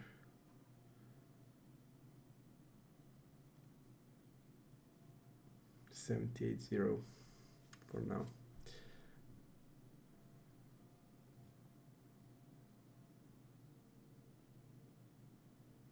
Again, call 3-bet from this guy that is super weird.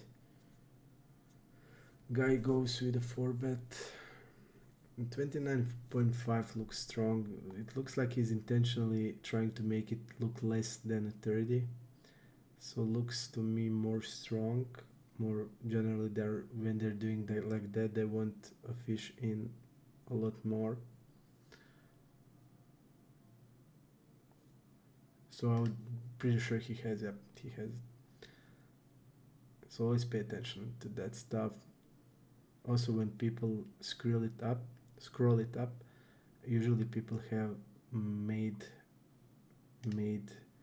bet sliders, and when they are going like an up from their usual betting size, that's also sign of strength, because they are not just happy with the 3/4 there, they just want to get more.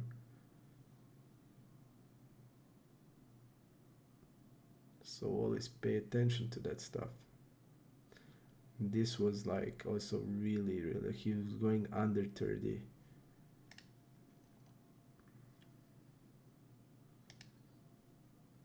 Against us 8%. We're gonna fold.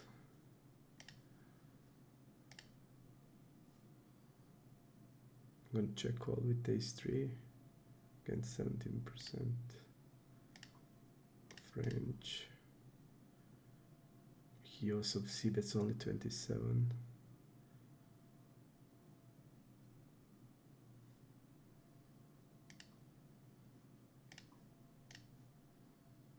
Calling with 5s. This is first 3-bet.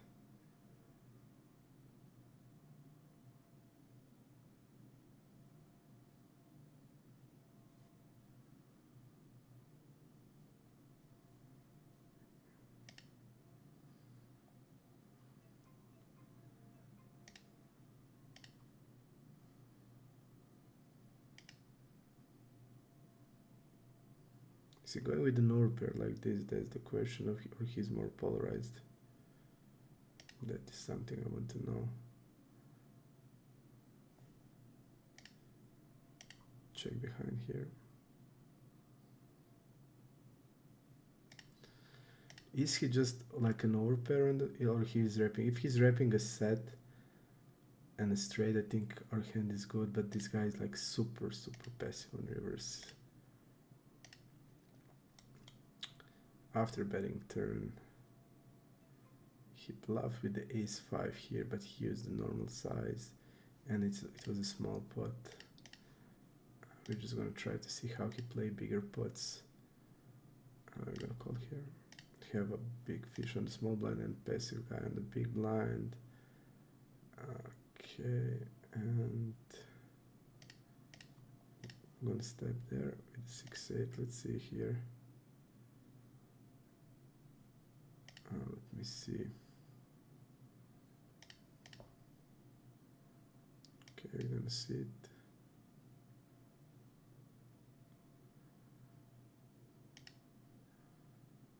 We're gonna go with an orbit turn. We have 5-6 off in range.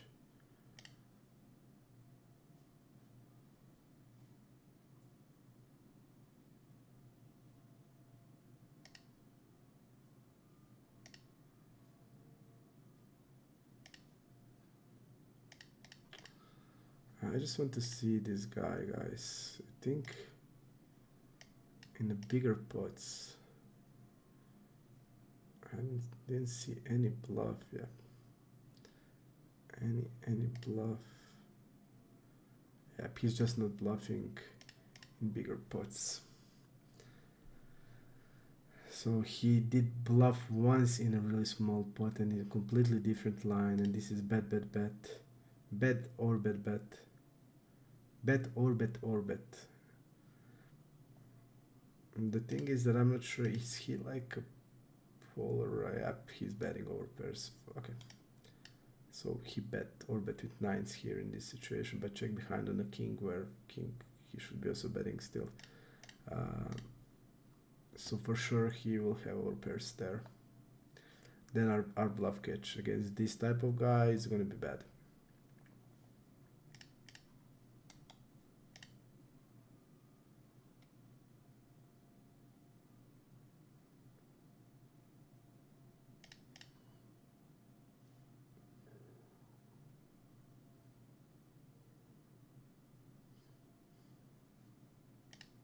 We are 4-betting here with ace-10 suited.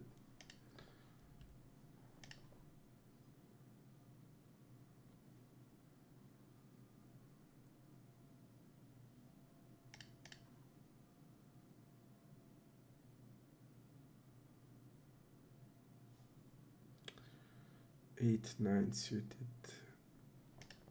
3-betting.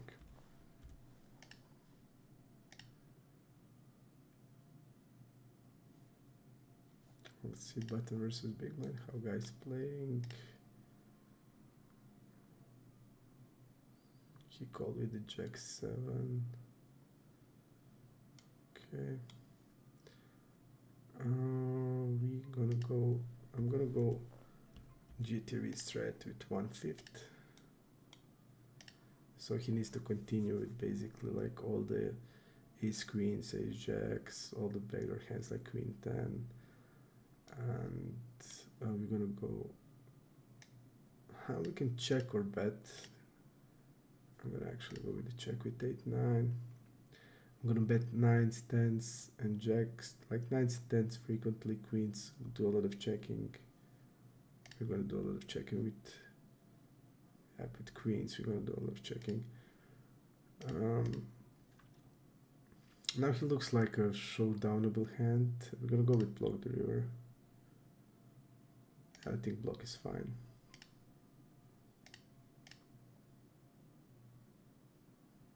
Here we can block like queens, jacks.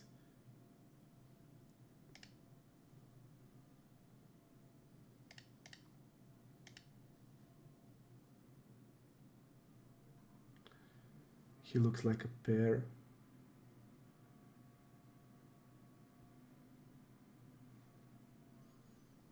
We are calling always here with this.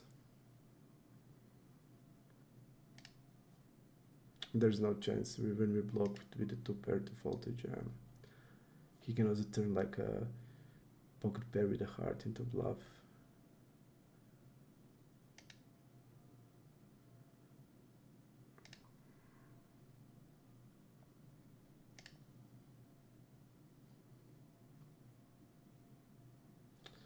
And we need to protect a lot of our range. We're gonna basically our block is 8 plus on the river.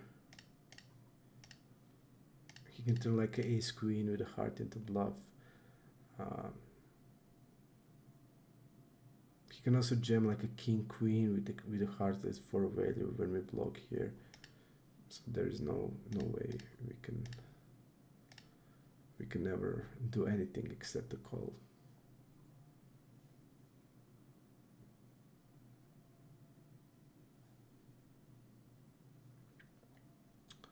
I'm going in orbit and turn.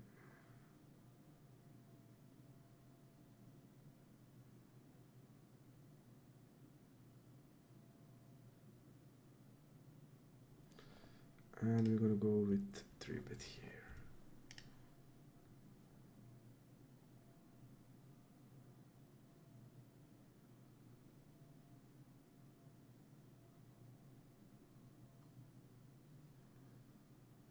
Yeah, we're gonna go with small bet here.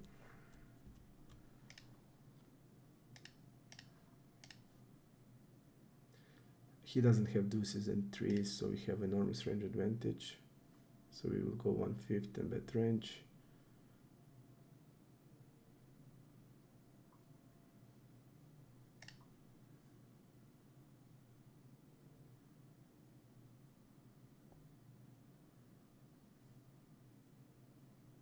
We're gonna check.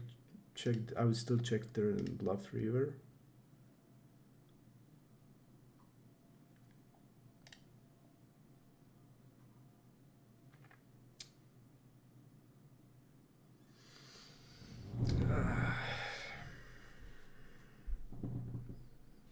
He's also stabbing really a lot, 67%.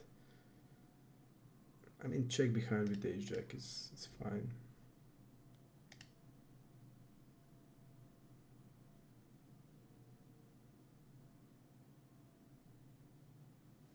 We're gonna 4-bet queens. Guy is also pretty active, 38% everything. He had jack 9 suited, okay.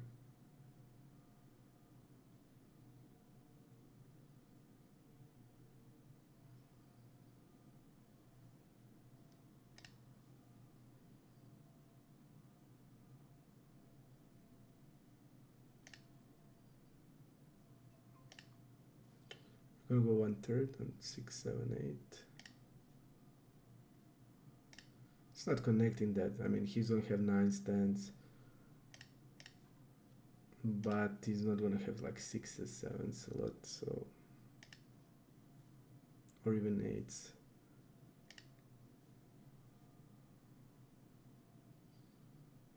But we're gonna size it up. We're gonna go 1/3 on that board with queens. Fold with the jack 10. Check behind. We're gonna bluff the river.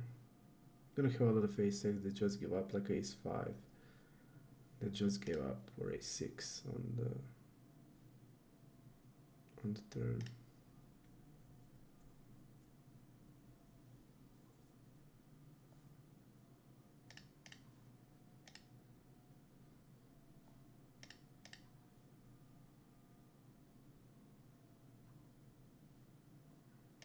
Clear call with ace-8.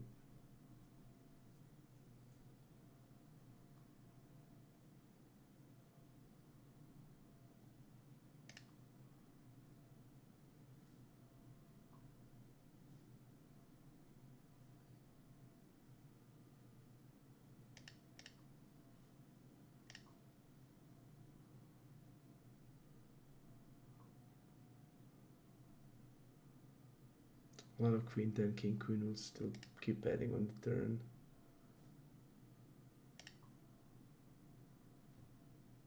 So it looks like he's gonna have it more. Hand that can continue. Our hand is also nice as just a check on the turn, but I actually thought on that turn that he's usually check folding really rarely. And on that jack, I think he's just going to continue a lot of his bluffs. So I decided to bet. Even the hand is okay to check.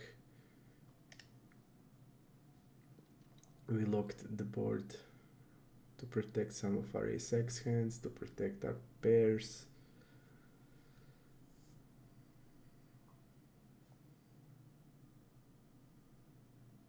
And we locked the board, so we basically, there are no bad rivers.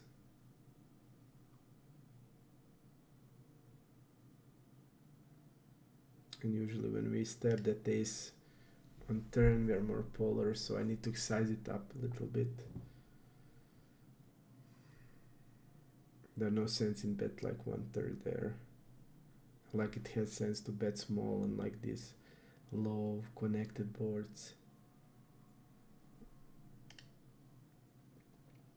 where we have the advantage.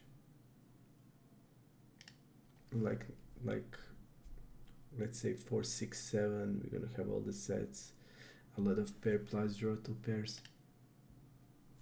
In this situation we can just stab a lot more, but on that ace xx we are more polar when we stab, so we need to use bigger size. That's the key.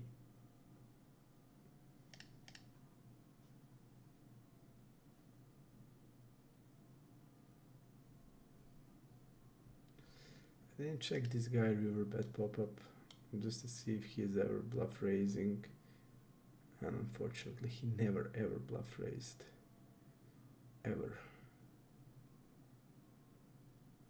And you're gonna find like some, I mean, I just can't fold ace 8-9 there, just based on my range. I just can't fold it ever. But you're gonna find so many guys like this that have 0 bluffs. You see on stars, you're gonna just see a guy just shove with pocket sixes with heart. And here you're just not gonna see that. So against them I should be overfolding actually. They're just, you see like, they rarely bluff.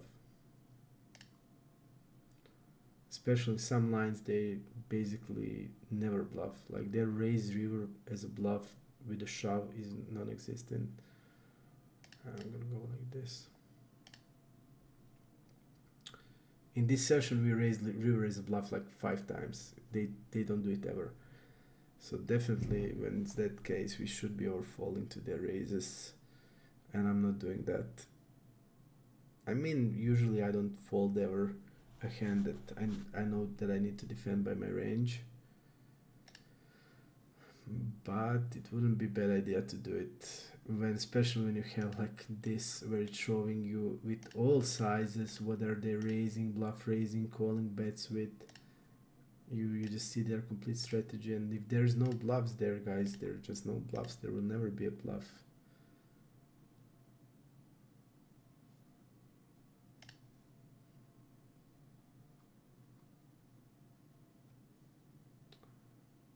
So against them you can just play it transparently. I mean, I didn't mark one guy on Ipoker as top reg, purple label. I didn't mark one guy, and on stars you have a bunch of them.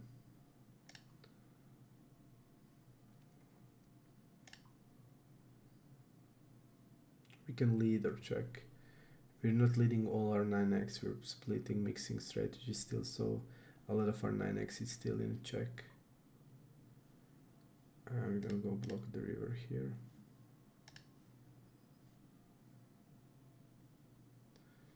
This is the spot where you want to turn some pocket pairs into bluffs.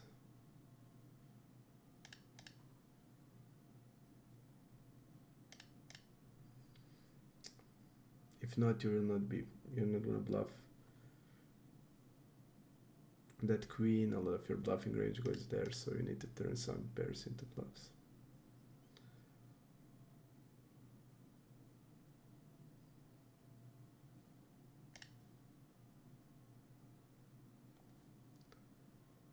Look at this guy's 3-bet. Big blind versus button.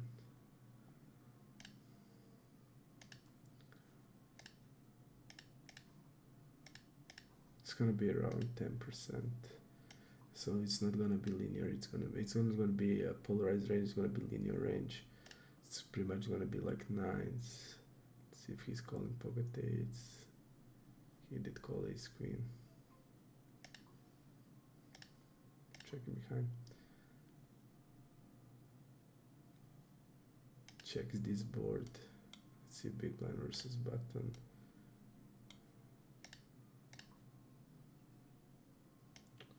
Our hand is check behind the river also. The tricky part would be if he bets the river. No block, no anything with kings. If he bets river, we are not good for 100%, and we need a hand that needs to call. Because our triple check, our range looks really weak, so having a middle pair just needs to defend that line, and 100% against this player we're not good if he bets. If he blocks, we're not good.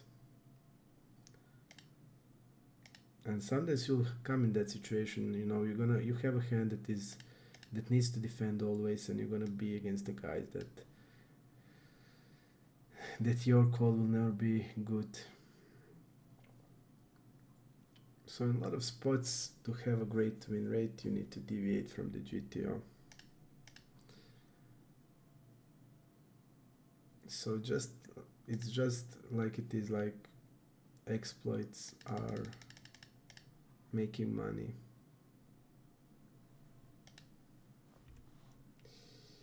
$7.5. Exploits are making money.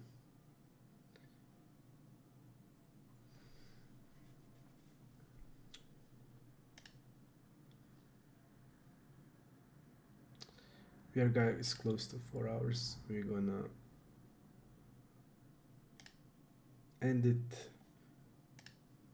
I feel I see a lot of things now better than before, and I'm gonna adjust also better just by playing and getting to know them. He defends this okay.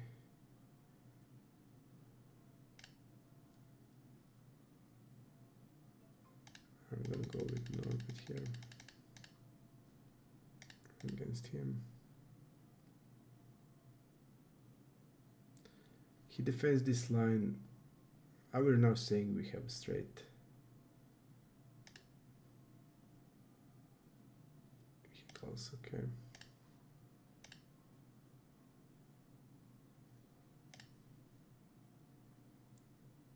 When we are bet 3x, we're saying we have king 10.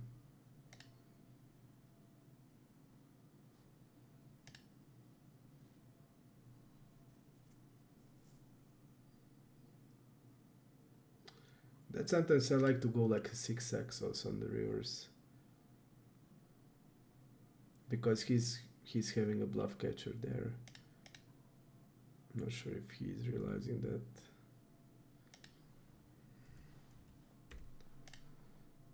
Let's see how he plays cutoff versus button, around 10% of range.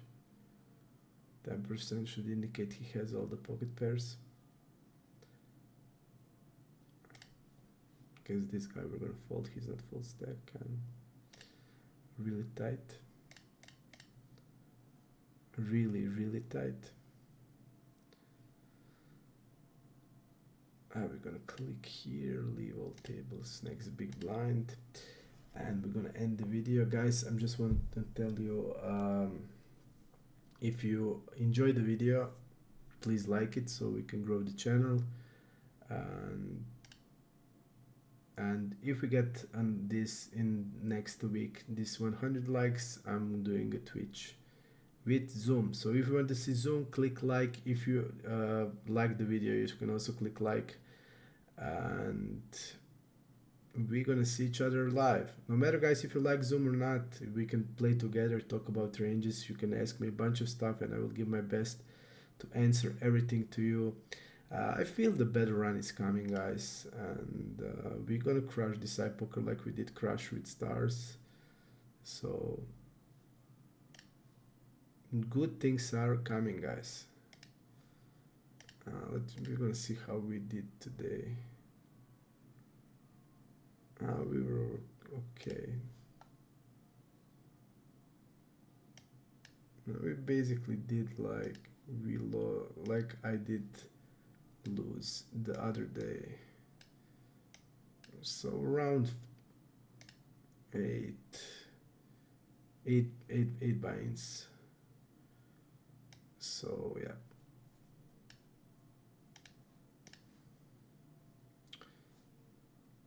The good time, dude. I just feel the good times are coming. So yep, it would be also nice to be if we're gonna go like one session together live on Twitch. Then we can arrange it. And guys, just thank you for your time, and I hope to see you soon.